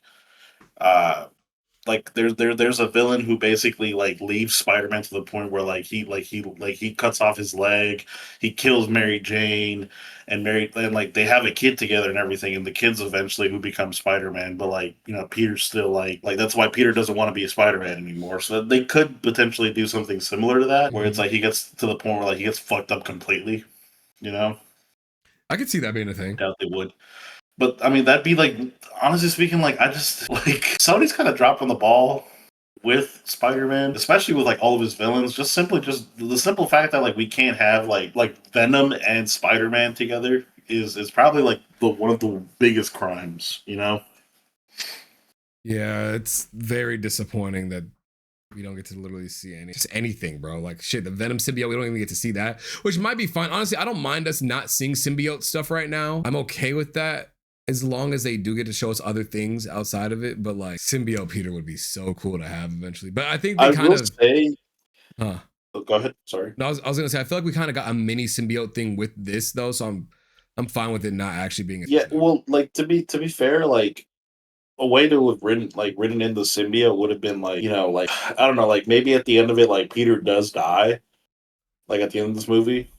And then he comes back in Secret Wars wearing the symbiote. I thought he was gonna die in this movie. No, yeah, I thought that would have been crazy. But instead, they did the fucking the Civil War. What's it called? Like I don't know. I guess reenactment would be the. I don't know. But like they did the thing where Punisher finds Peter like after Peter fought Iron Man and everything, and like in the Iron Spider outfit. So like they did that instead, which was, I mean, I guess that makes sense. Like, I'm glad that they did it. It was cool. A lot of like comic book poses that he had in the movie, which I really appreciated. Oh, dude, my favorite pose in the movie is when bro was swinging with Messi, bro, in the movie. Okay, all right. Okay, so with that being the case, I hope that's gonna be the end of our Spider-Man talks. I do want to kind of get into some MCU shenanigans. We've had some very, very, very unfortunate news these past couple of months, honestly years. We've kind of known that this was going to be the case for a while now. Can I speak real quick on this? Go ahead, man. You got it. Go ahead. Kevin Feige, all you had to do was give me a smooth black man in a leather trench coat to kill vampires. That sounds fucking cool. That's it. That's all you had to do. But Jose, you had the actor to pull it off. You had him, and you wasted him. You wasted him. Kevin Feige. When I get my hands on you, Kevin Feige, I swear you're gonna wish you had a fucking bigger hat, motherfucker. But Jose, don't you want to have Blade be sidelined to the sides and have another character become the main character instead of him? It's just like we had a script. The script didn't take off. We had another director. There's been fucking 3 directors attached to this fucking project. There's been 4 different types of fucking scripts. Marshall Ali was like all for it for the past like 4 years now, and you still couldn't make something happen. I think that's the worst part. I think the fact. If you, yeah, my bad. No, go ahead. You got it. If you were to tell me like what I was looking forward to, like MCU wise for a character, it would exactly be Blade. Yeah, I was really hoping for it, and I'm gonna be honest, it's not just Blade because we know it's not just Blade. They just canceled Wonder Man as well. Really stupid. The Armor Wars movie is more likely not getting off the ground. That's sideline, dude. That's just not coming out. We're supposed to get that shit. No, it's not. It wasn't even a movie. Time. It's a show. A show that they were going to turn into a movie, and then they're like, "Well, now we don't know." Because they're saying, "Oh, we're going to recast Tony Stark." I'm going to say this shit again. Armor Wars was supposed to be a War Machine led project. Mm-hmm. They don't know what to do consistently with their characters. The MCU has dude. They relied so heavily on the Russo brothers for like their big projects. Is that the Russo brothers didn't do fucking research on all the other projects prior to that, right? Mm-hmm. Because it's like with what's it called? Secret Invasion fucking happened, bro. And you mean to tell me that Secret Invasion, one of like the largest events that Marvel ever had, was sidelined to a fucking show with AI and the worst fucking CGI that like any shows that like you've ever seen in a show? And it's like, oh, by the way, you know, the roadie that we've been following this entire time, or not this entire time, but like the roadie that we've been following, the one that showed up in Endgame, the one that knelt down next to fucking like Tony and like this was like, you know, we got this shit, Tony. That's not Rhodey. Yeah, it's really annoying. I'm not gonna lie. It really sucks. I think what really sucks the most is that they're able to commit to so many projects that don't fucking matter. Okay, like no offense to Ghost Rider. Cool, we get Ghost Rider as or Ryan Gosling as Ghost Rider. Cool, good for him. I'm still not like convinced that movie's gonna even exist either. But honestly, maybe they will, because it does feel like at this point, black people are being sidelined. Like a lot of these black characters and black heroes. Okoye was supposed to get her own fucking movie or show, right? That was also supposed to be a thing that they did. I'm gonna be honest. That wouldn't have been good. The Ghost Rider movie is still not that appealing to me because of Sean Levy or Levy, whatever the fuck, however way you want. Yeah, Sean Levy. Yeah, like I forgot about that. Like it's a monkey paw because you get Ryan Gosling as Ghost Rider. Fuck yeah, but you get director Sean Levy. Oh no, bro. And for those who don't know, you know. I mean, he did Deadpool 3. Mm-hmm. Which, to be fair, I'm going to be honest with you, was probably the least interesting Deadpool, in my opinion, which kind of sucks because it's like, you know, it's the first time that you see Deadpool and Wolverine. They brought back Hugh Jackman. What a way to kind of just... I watched that movie again pretty recently, and fucking No Way Home, maybe nostalgia bait. This is literally just fucking like, hey man, you watched X-Men, right? You know what? The fucking you watched Fox's X-Men, right? Hey, you watched the old Elektra. Yeah, or you watched Elektra. You watched Blade, right? One of the people that I was in the theater with did not know what that shit was. That Channing Tatum. Like Channing Tatum as Gambit. That's crazy. They didn't know who fucking Gambit was. A lot of the people that I was at the theater with, and they didn't know why Channing Tatum as Gambit was even as crazy as it was. Like, right? These things don't. So, oh my god! So it's like, it's just, oh, dude, like, I'm so happy for that confirmation. Literally, the only good news that I feel like we got in this fucking celebration shit was the announcement of Ryan Coogler directing Black Panther 3. Which I mean, who the fuck else would it be? You know? I mean, yeah, exactly. At this point, if they would have managed to have fumbled Ryan Coogler, I don't know, I wouldn't be surprised. They're paying him a lot of money. Now, I will say this, Kevin Feige, you have another opportunity. You said Damson Idris, he's not Black Panther. Maybe you didn't say it. Maybe it was Ryan Coogler. You know, maybe it was. And I get it. You know, him and Michael B. Jordan, best friends. Damson Idris is dating Lori Harvey, I think. So I get it. You know, if you do not make this man Damson Idris Blade in whatever iteration, if you have Midnight Suns and you do not have him show up as Blade, Kevin Feige, you will not consume any She-Hulk booty boosters ever. Oh my fucking god! I'm gonna be honest. I think the one that was most heartbreaking for me is the fact that what's that shit called? That Wonder Man got canceled. Which is crazy because it's Season literally 2 oh my god, bro. I don't know, man. It's hard for me to be excited for the MCU when you're sidelining characters. Like I'm not even trying to sound like oh, you know, like oh, it's all the black people, it's all the brown people, it's all this. Bro, how is anybody supposed to feel representation when literally all the news that we're getting so far has been about white people? The X-Men casting? Oh, you know what? White people. Haven't announced, you know, Storm being casted or anything. Well, they do. Okay, that actually was very recent. They said that Storm will be in Black Panther 3, and Ryan Coogler is going to be casting for that. So, but like, I truly hope that we just get a beautiful woman. That's a beautiful, tall woman. I want to. This might sound weird with me saying this. I want her to also be young. I want them all to be like somewhat decently able to like grow up into their roles. Especially if we're supposed to be seeing them for multiple movies. I mean, it's just like you can't like. I don't want Cynthia Erivo, please. I don't want Cynthia Erivo, please. I really do not. Please. My girlfriend was like, "Yeah, she wants to be Storm." I don't give a shit. Bro, I genuinely don't give a fuck. Keke Palmer wanted to be Rogue, and at first I thought it was a good idea. And now she's out here on Platform Max streams. I'm not letting her get anywhere near Rogue.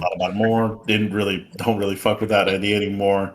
Keke Palmer, back to you, I guess, and whatever you want to do, but no. Dude,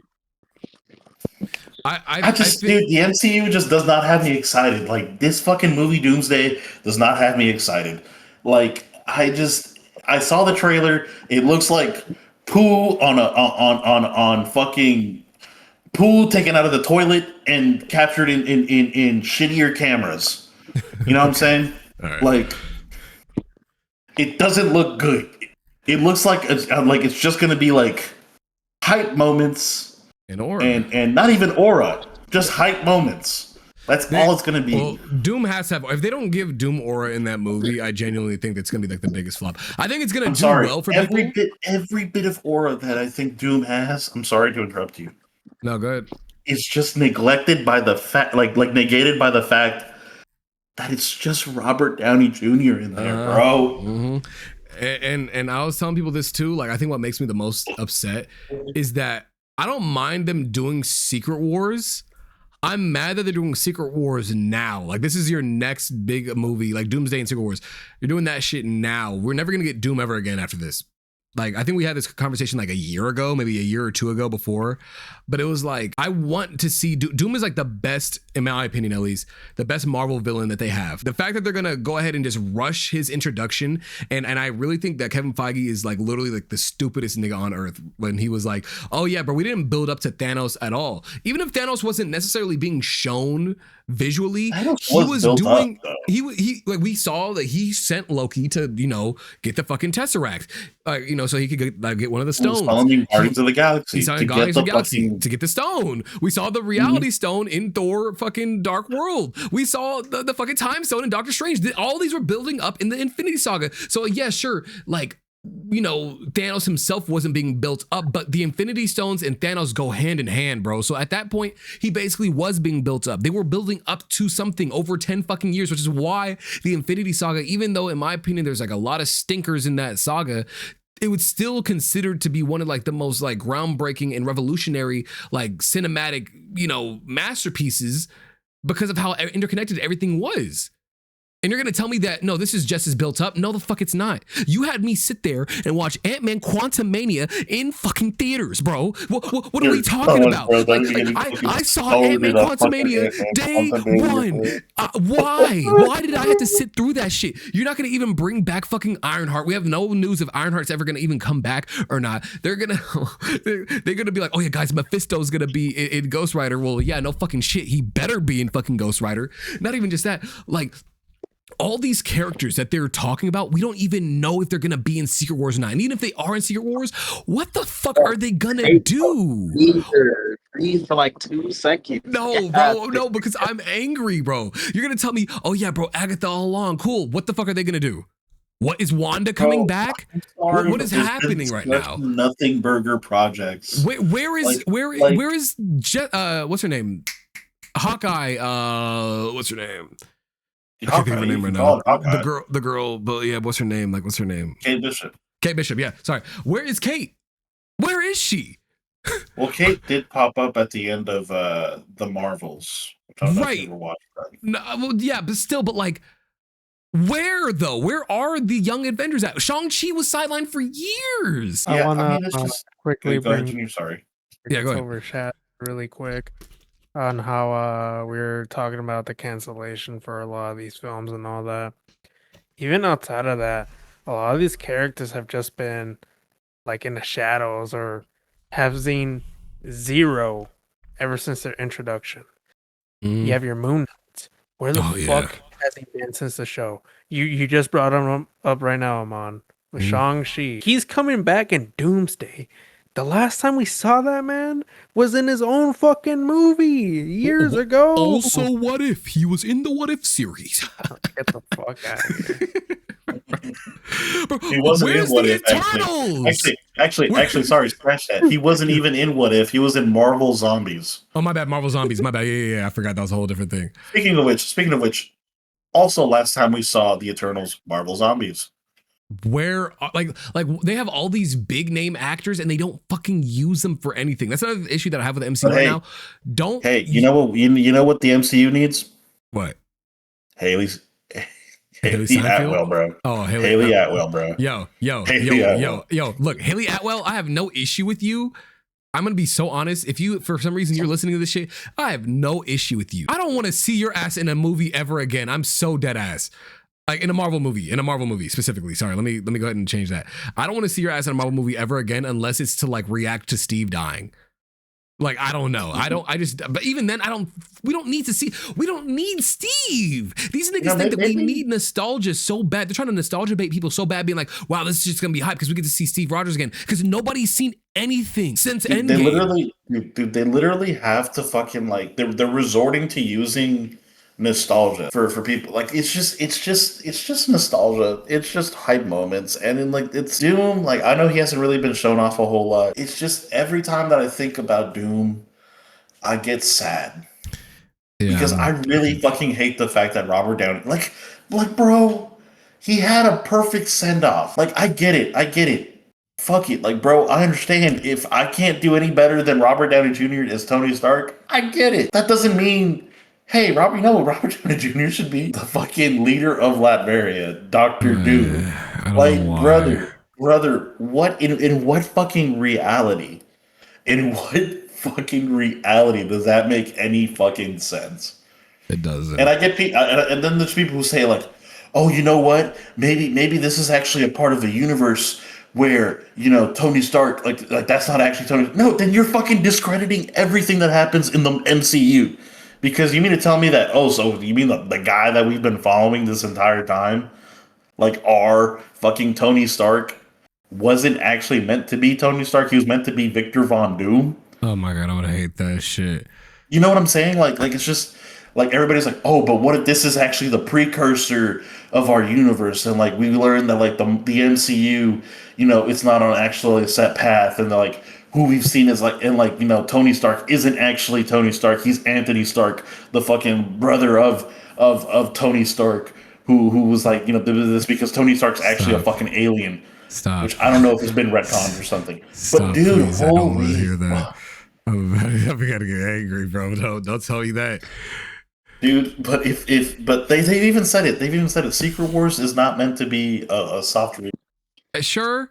I don't believe them though. Dude, I mean, like they're at a point with the MCU that they've gone too far with it. I think they need to. I don't know why the fuck they announced so many fucking things 2 years ago. Literally, if you look back at that Hall H thing where like they have the timeline of everything.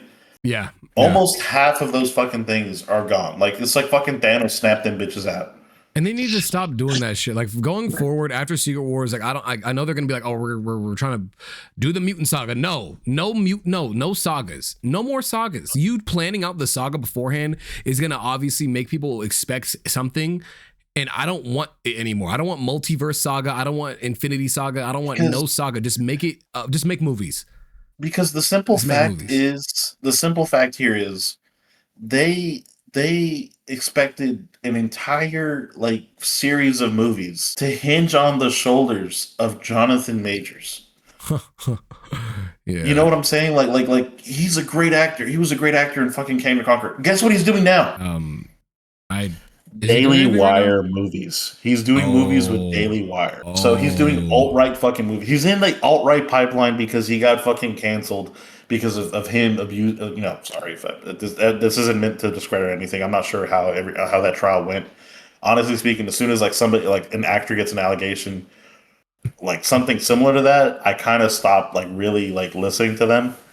And fucking Jonathan Majors was accused of domestic abuse and all that, right? Right. Yeah. You mean to tell me that the entirety of the future of the MCU was dependent on Jonathan Majors? Shouldn't have been. You mean to tell me that you cannot fucking recast him? And they literally couldn't because it's like I think his contract was written in a way to where like only he can be what's his face? Kang the Conqueror. Yeah, Kang. Like the simple fact that only he can be Kang the Conqueror because of this shit, this stipulation in his contract or some shit, you know? Like he has to be every variant of Kang. Like if they had done something where it's like this Kang that we saw in Quantumania, dude, the Kang from Quantumania was supposed to be the Kang that we saw throughout the entire. Like he was supposed to be the big bad. Like that's what he was called. Hey man, like all the other versions of Kang. Anthony the Second. He got Anthony the Second beat his ass. Fucking ants, bro. Dude, I'm like just MCU. Like just they need to go back to the drawing board with this shit. Yeah. You know, they have this idea that like, oh, you know what? Like we're gonna have all this shit here. Like it's just, dude. Every time I think about it, it just makes me mad because the MCU was so cohesive until Endgame came around. You know. Mm-hmm. It's like now it's like every time I think about it, it just makes me angry. Yeah, I'm in the I'm same spot right now. I just feel like the way that things are being handled right now, like now they're like, oh yeah, we're gonna focus on quality over quantity, guys. Too fucking late, buddy. like that, now all my shit is gone. Like at least give me the dog shit. Like because even then it's like, okay, well you say quality over quantity. What about fucking whatchamacallit? Damn, Wonder Man. Wonder Man literally was probably your best Disney Plus show after like WandaVision and Loki. After them, I would say Wonder Man was probably like top 3. Like just in terms of just like a character study in general and just like as an ode to Hollywood. And you just don't even give us anything more than that. Like you saw how people loved that shit. I was like, all right, we're gonna greenlight it for season 2. But then you look at the money, you're like, well, shit. Well, Wonder Man don't really fit in our shit. So GGs. And I saw everybody that was involved with the shit being like, yeah, it wasn't a money issue. It wasn't like, or I mean, it's a money issue probably for Disney themselves, but like, it wasn't a scheduling issue. One of my theories was that, oh, well, Daniel's working on Naruto and probably Shang-Chi 2 and probably Spider-Man 5. He probably doesn't have time to be doing Wonder Man shit. That wasn't even an issue apparently. According to them, time wasn't the issue. Scheduling wasn't the issue. They already had a lot of the like this month where they're supposed to start their writer's room and all that stuff. It's like it's really frustrating knowing that we will never get to see like continuations of these characters, no matter how loved they are. And we have to wait like 5-6 years down the line when they're willing to give these niggas like millions of dollars in their contract just so that they could be like, you know, like guys, you guys can come back now, right?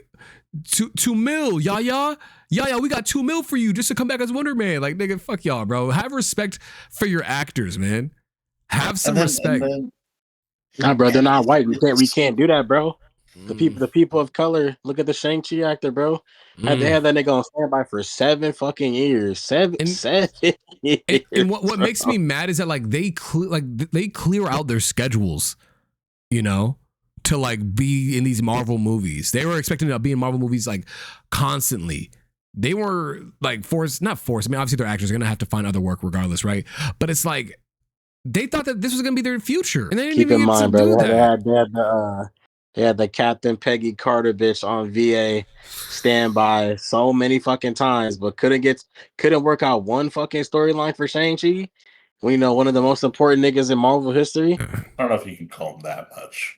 Shut up, nigga. I'm just saying, as Name of right, name two Shang-Chi books right now. Name two said name- Shang-Chi villains, bro. Fing Fang Foom. They're like what? Aren't they like Bing, Bing Bang. Bang Boom is a Fantastic Four villain.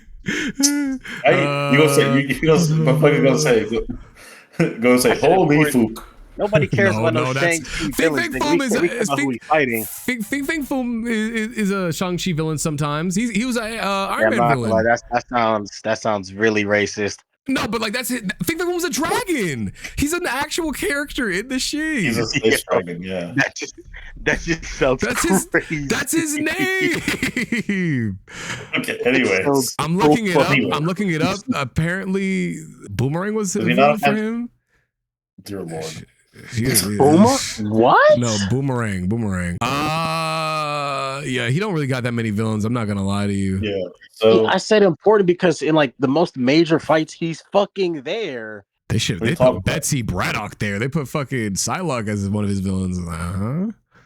Okay, It was, anyways, it was a kinda- multiverse okay, version. this Sorry, is go back, this yeah. is this is swerving a little bit off topic as well. Yeah.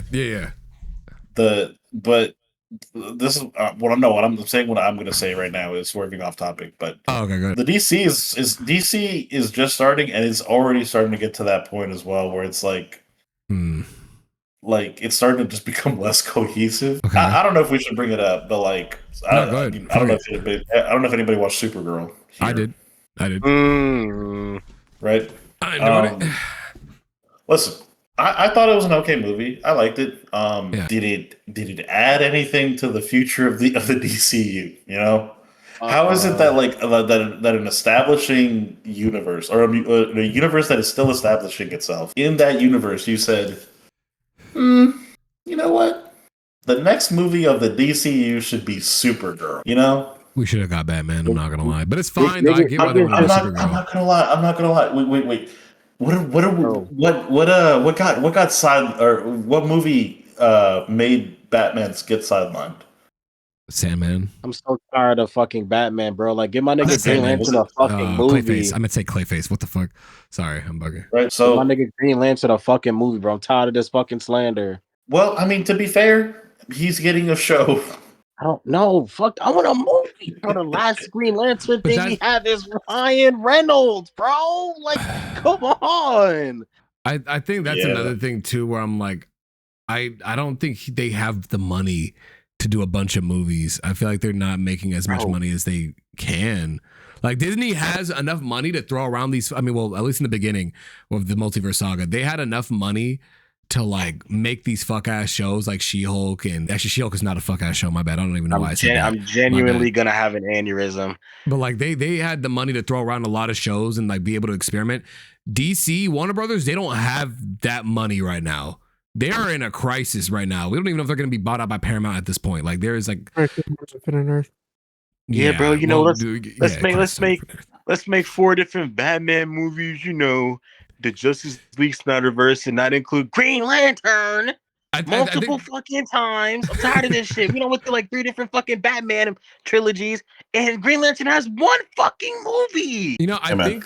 I think it's probably for the best if we just stop doing cinematic experiences at this point. Like, or cinematic universes. I feel like as much as I would love to see these movies do well and shit, they're hinging a lot on like, oh, we want to make they want to replicate Infinity War or Endgame. They want to replicate that excess of like Avengers. Everybody wants to be Avengers. I get it. I understand why it made them a lot of fucking money and a lot of people became fans of these like properties and shit. But it's obvious that it was like lightning in a bottle, bro. Like they got very fucking lucky to be able to do that. You know, a lot of those characters were low stakes. A lot of these actors were very cheap at the time in comparison. Now they make way too much fucking money. Now, like the majority Robert of Downey Jr. Robert Downey Jr., Chris Evans, all these guys, like even fucking Chris So Hemsworth now. RDJ's making 100 mil, 50 mil for Doomsday and 50 mil in Secret Wars. They already confirmed it. That's what I'm saying. Like they're spending all this money on that instead of trying to pay the VFX people the actual amount of money they should be being paid. You know, or the script writers, too. Well, I mean, script writers. I mean, yeah, but like, honestly, there's a lot of issues that we could go around. I think as much as I'm excited for these, or as much as I was excited for Spider-Man and I enjoyed Spider-Man, and I feel like there was like a big payoff for me waiting for that shit. Going into Marvel stuff and even DC now. DC, I still have hope. DC, I still have hope that they could get their shit together. I need them to like lock in. You know what? People are gonna hate me for saying this. Cancel that Robert Pattinson Batman movie. Cancel that shit. What? Cancel that. Batman Part 2. Cancel Part 2. Jose, do you not Cancel see the Part 2. fucking, you know the time it's gonna take for it to come out? It's 2020. That shit. When did the first one come out? 2028. That's 2 fucking years from now. Bro, who is cancel waiting it. 3 years for a fucking Batman movie? We have shit me, motherfucker. No, but why not have Batman in the DCU? Why do you want something that's so disjointed and not gonna even be connected to the DC shit? Like why? Like they always have to wait for that shit to come out. So like we're not gonna get a Batman movie until that movie comes out. Okay. Or gets canceled. And who's to say that we're not gonna get a Batman what's it called?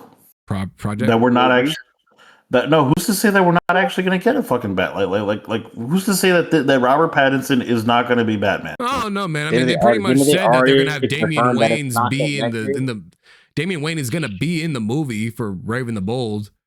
They said that didn't they already confirm that the Batman movie is not connected into the DCU? Yeah. Okay, DCU. well they can change their fucking mind on that. No, okay, they're gonna take 2 years, all that production time to change their mind.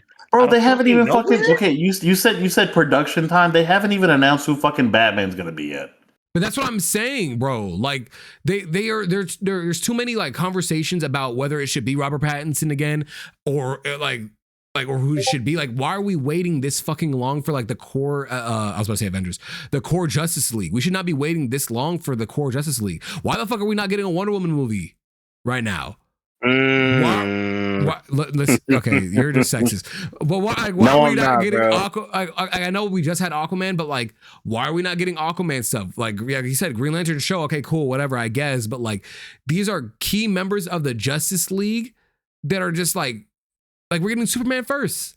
I don't mind Superman getting like 2 movies first. That's fine. It's just like, god damn, bro. Like, can we get some other members of the Justice League getting some shit? If you're gonna do this universe shit, like and I get Batman or Robert Pattinson Batman is like been in the works for a long time. I understand that. Just cancel this shit, bro. Just cancel it, man. It's taking y'all this long to do this shit. It's gonna hinder the DCU in a negative way where it's gonna be like look, Jose, I have a question for you. Yeah. If in the next 6 years, next 4 years, if in the next 4 years we don't get a Batman movie, do you think it would have been better if they just canceled it in order for in the next Batman 4 years we don't get it? Yes. Yeah, by 2030. If by 2030 we don't get a Batman movie. If by the time that the next Batman movie comes out and it's not confirmed that it does take place in the same universe as Superman and the rest of the DC universe, it will not be worth it. Okay. I fully agree with that. And here's the thing: it's the simple fact that like it becomes so disconnected for fans, you know, like, and this can be said with like other movies, like whether that be Marvel or DC, you know, like you have like established fans that know like a certain character. Like, why would you have 2 versions of the same character, you know, running around at the same time? Yeah, you know, like it doesn't actually make any sense, you know. The DC universe Batman, like they've already kind of confirmed it as well. Like he's been around. He was confirmed in Creature Commandos. Like he had a little cameo in there. They've talked about him in other things as well, but we still haven't had like full confirmation that Robert Pattinson's Batman can fit so easily into the current DC universe that it's ridiculous if they don't do it. They're literally wasting their money. They're wasting their time doing this shit. I don't see a point in having Damian Wayne, to be honest with you. Like when it comes to Robins, he is possibly the least compelling Robin, right next to bro. Jason Todd. Nick. And I'm saying that as a Jason Todd fan. You know, like my favorite Robin. Like if I could speak plainly, my favorite Robin is Tim Drake. My favorite, but like one of my favorite people in the Bat family is Nightwing. And it's like I don't give a fuck about Damian Wayne, bro. Yo, I'm sorry. What is he doing in the universe right now?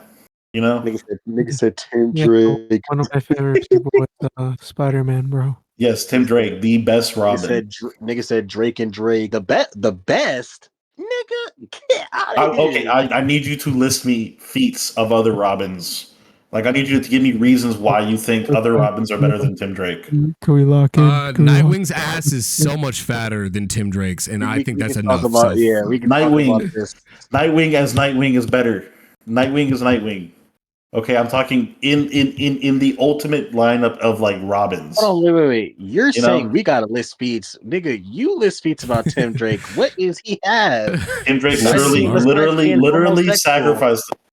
Are we gonna kick this motherfucker out of this podcast? Come I think on. we need to stop talking about DC. We're supposed to talk about Marvel. Sorry. We're supposed to talk about But Marvel. I did say that I was gonna get off topic because DC's also pissing me off too. They're not in the safe zone either. And that's valid. They're pissing me off. I think when we start getting into the topic of like which Robin was better, yeah, we lose in the plot a little bit. Okay, but to reiterate, sorry, to just bring it back. Yes, yeah. The current state of comic to movie media that we're in, it does not make me excited. I'm not happy. The only thing that I have is Spider-Man. I agree. I have nothing left except Spider-Man. Exactly. And Naruto coming out very soon, Jose. Hold on. I could give less of a shit. I love Sometimes we just need to bash a nigga across his head. Okay, Max, tell me, what are you expecting from Doomsday? I'm not talking about you. I'm talking about He's Amon. talking about me. He's talking about me. Yeah. Oh, okay, for sure. What if we looking Okay. Speaking plainly, like there's no reason for me to be excited right now. You know what's getting me excited for Secret Wars? Spider-Man. True. Fair enough. Tobey Maguire. Yes, sir. Mm-hmm. Yeah. Fuck. I hope Tobey Maguire first 5 minutes of the his movie back broken in the first fucking 5 minutes of the movie. His universe gets absolutely demolished. My bag. Let's go ahead, wrap up this episode. We just hit the 2-hour mark. Let's go ahead. I'm gonna go around the room asking one more question. One more, this is a pretty big one. I'm not gonna lie. I want you guys to take the time to think of it while I say it. I'm gonna go first this time. What do you guys think that the MCU, not DC, right? But what do you guys think that the MCU could do to fix everything? Now, let me go first. I personally think, and I know a lot of people think that they should not do this at this point, but I personally think that a soft reboot is necessary in order to kind of like fix a lot of the issues that they've had over like the past few years with just continuity, the scheduling of like movies coming out, the scheduling of like heroes being introduced in certain products and all that. I feel like they need to know what they want to do. Like obviously like Disney Plus as a subscription service obviously fucked with a lot of the MCU stuff and made a lot of people not even want to get back into the MCU because it's felt like, oh, well, I got to do homework. I got to go ahead and spend $20 a month to go ahead and see whatever the fuck is going on in Disney Plus. And then I cancel it every time the show ends. You know what I'm saying? I feel like they need to like refocus like their attention to the movies and focus on big cinematic like events, like big Spider-Man movies, big whatever other superhero, like I guess Ghost Rider is gonna be the next one. Eventually get back to Blade and all the other shit that fans they're gonna be very disgruntled about. I don't want to see no fucking Midnight Suns at all until we have Blade on the screen. And then if you guys want to do some like, some characters getting shows, I don't mind that. I don't mind some characters getting shows and you have to watch their show to get like deeper dives and deeper looks at their character. That's totally fine. Just don't make it to where it's a supplement and not necessary. Like make it like, oh yes, this show brings me like more context to their characters. Not like I need to watch this show in order to understand why the fuck this character is in the movie. Max, I'm gonna go ahead and throw it to you. They need to change the niggas, the people that run the fucking franchise, because this not utilizing, this cutting away stuff that people are, the characters that have an important part in the fucking franchise is dumb. Yes. Let's make Rhodey a fucking scroll, when he did all that, and let's cut fucking Armor Wars, which was like literally wasn't Armor Wars introduction to fucking Ironheart? It was Ironheart first, and then Armor Wars. I think it was supposed to be that, but they ended up making it Black Panther, Wakanda Forever being the introduction to Ironheart, and then they cut off Wonder Man. That got the show that got the Emmy for no reason at all. The black woman from the Marvels, don't know her character name because I did not watch the movie. She just been sitting on the back burner for how long? She was in the Marvels, and then she is in the Fox universe right now. The Shang-Chi actor, he's gotten one project and has just been unemployed since. Like, it's dumb. And also they do need a soft reboot because there's just too much going on. They spent too much time giving us shows that not a lot of the MCU fans watched. And I'm not gonna say Agatha was whatever. She-Hulk, Kamala Khan. Like, come on, bro. Whoa. Miss Marvel wasn't that bad. I think it was, like I said, that bad. It wasn't bad. Okay, to be honest, it wasn't bad at all. It was fine. It wasn't crazy good, but it was okay. It was solid, I guess. It was whatever, It wasn't bad, though. The problem is they should not be wasting time on shows that are going to be half bad and half all right. Like, we need Loki. We need fucking, like, WandaVision. We need Captain America. We need Falcon and the Winter Soldier type of fucking good. I'm tired of all these fucking wasting shows, wasting time. I don't want to keep seeing these fucking shows that don't mean nothing. She-Hulk came out. They wasted bro, on the fucking CGI for She-Hulk alone, it was $2.5 million per episode. That show got nowhere. Literally nowhere. And she's not coming back either. She's not coming back. Scar, fucking Hulk's son's not coming back. Pretty much everything that happened in that show literally mean fucking nothing. It's like dumb. I just hate when they fucking keep bumping out all these fucking shows that mean nothing. And also the people that run it, like fucking Kevin, whatever the fuck his name is. Feige. Yeah, he needs to go. He needs to go. I see. Nestor, do you know? Thank you for listening to my TED Talk. No, I appreciate it. Nestor, how would you change the MCU moving forward if it was up to you? All right. You already said it, but just to specify really quick, like, this is just MCU territory only, right? Mm-hmm. Okay. The way I would want to go about it is actually taking a page out of both of y'all's books towards the end for Uber, and then like your whole point altogether, Amon, and that's rebooting. But the way I would want to go about it is that I wouldn't exactly want them to obviously do every loose end, but if it were up to me for them to reboot it, like post Secret Wars, and then they're able to reboot it, is probably like where I would want them to take action for that. Outside of that, I mean, what hasn't already been said that y'all like said? I said that backwards, but they just done irreparable damage that will forever just rub me the wrong way. And it's like you guys reiterated in the like previous sections, like they just had zero plan post Endgame, and unless it's your big hitters or like, the reoccurring people that were like, oh my god, pre-Endgame and all that, these newer characters are done zero justice. And then even if they have been done justice,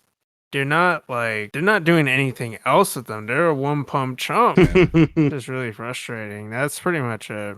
Like, I want them to reboot like after Secret Wars is done. Jose, to you. Does it change Kill anything Kevin about Feige. Sorry, that's not what I mean. That's not what I mean. Good. I mean, there's certain aspects that could be saved. It's just there's too much. I think if the MCU goes forward and we don't know every bit in fucking detail of what we're supposed to be expecting, I think we can be a lot happier with it. To be honest with you, like, it's cool and like making these announcements. Please just make the announcements when it's like months away from like them starting production on it. You know, Oh God. like I'm tired of seeing announcements for fucking movies that I'm never gonna see in my lifetime. Like Blade. Kang Dynasty. That's for one. Avengers Kang Dynasty. That was front and center the next big fucking Avengers movie, you know? Never seen that. Fucking Midnight Suns. You don't have Blade. You don't have Moon Knight. You're barely introducing Ghost Rider. And you expect me to believe that they're going to have Midnight Suns. Okay, cool.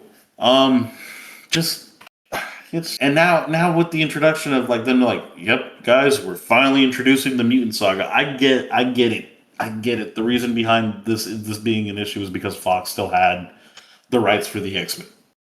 I get it. But brother, why in God's name are we announcing this shit? When it's still going to be another 2 years before we see anything come of it, you know? Yeah. It's the same way I feel when what was it?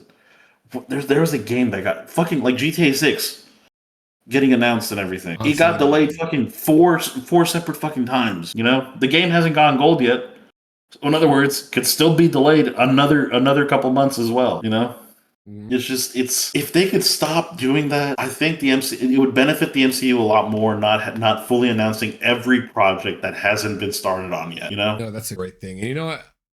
I know this is technically off topic a little bit, but I need that to happen for literally every form of medium. Like yeah. Not just yeah. I mean, like, I don't know if you guys knew this. Huh. There is a Spawn movie coming out. Did you guys know that? No.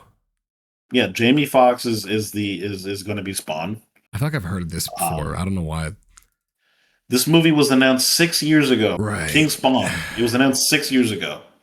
Right. Todd McFarlane, the creator of Spawn, posts about it all the time. Mm-hmm.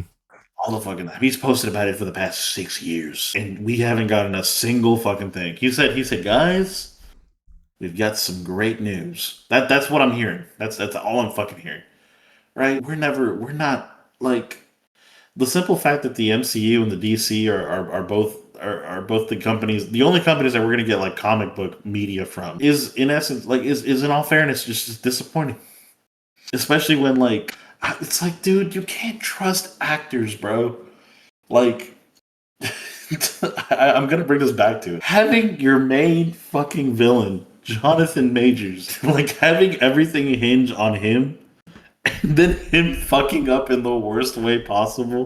You mean to tell me, hey, let's not recast. Let's not do that. Let's just do this instead. I feel like there needs to be a fucking bit in their contract where it's like, hey, you also have to maintain a good public image. Yeah. Like let's not hire fucking weirdos. Let's be fucking thorough about this shit. Jonathan Majors was literally on the fucking come up as an actor, and then he proceeded to fuck himself. Yeah.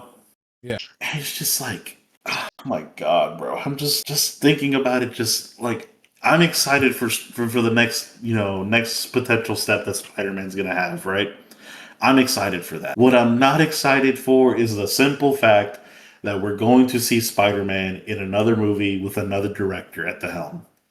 It's the same way I feel whenever I see Spider-Man in other comics, in Marvel Comics, and he's so much cooler, he's so much more like respected, and you see him in his own comics, and he's getting cucked by some motherfucker named Paul.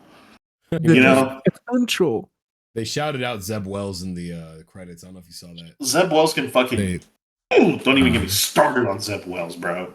My fault. Anyways, but yeah, that's all I think. I feel like if they could just keep that shit to themselves, we should be in for smooth sailing. If they can't, unfortunately speaking, I mean, you can't trust people. People by nature are going to do stupid shit. And again, to reiterate, like I said, I mean, just hinging everything on one person, and the simple fact that one person fucked them up so badly that they had to basically go back to the drawing board and say, you know what we need? Robert Downey Jr. as Dr. Doom is just insane to me. I think it just shows how like low they don't have any trust in themselves at all. That's why they have to get these big names. Like, oh, let's get Sadie Sink. Sadie Sink's popular. Let's go ahead get Odessa Zion or whatever in some role or some way, shape, or form. I mean, she hasn't gotten confirmed yet, but like, you know, just in general, I mean, like I don't think she's gonna get confirmed for anything yet. I hope. To be honest with you, I don't think so. I hope not either. To be honest with you. They need to go back to their roots. Also, another thing I forgot to say that I wanted them to change, but they need to go back to their roots. Start hiring nobodies, like, or they don't even have to be nobodies. Just hire people that, like, you know, are not that big yet. You can make stars out of these movies, sure. Yeah, 100%. That is why I'm liking a lot of these, a lot of the casting news that we've gotten for X-Men so far. Yeah. We didn't really touch on it too much. Nigga, Sure. hire me for Beast, nigga. They already got him. We already have a Beast. Oh my god. All right. Yeah. All right, nigga, hire me for Darwin. Anyways, yeah. So I think that's gonna be that's gonna be the end of today's episode. I appreciate you guys showing up. I really do. It's been like like 2 hours or some 15 minutes. I think you guys did a fantastic job. Thank you guys all for being here. We will be back with at least this group when Doomsday comes out. Maybe. Yeah, we will return for Doomsday. December 18th. I don't know when the next episode is gonna be. We'll figure it out. I've been working on other stuff lately, but going forward though, we will try to be a little bit more like, you know, just better with timing. Yeah, just better with the timing and all that. I think. Oh my god, bro! I don't care what you think, Jose. We're ending the episode. We're ending the episode. We're done. You got it out. You got it out of your system. Go pet your dog, bro. Anyways, Benjamin Netanyahu, it had to have been you. All right. I agree. Let's go wrap it up. Anything that y'all want to say before we end the episode? No. Israeli. What? Okay. Shut up and temper, man. All right. I'll see you guys in the next episode. Goodbye. Dear Lord.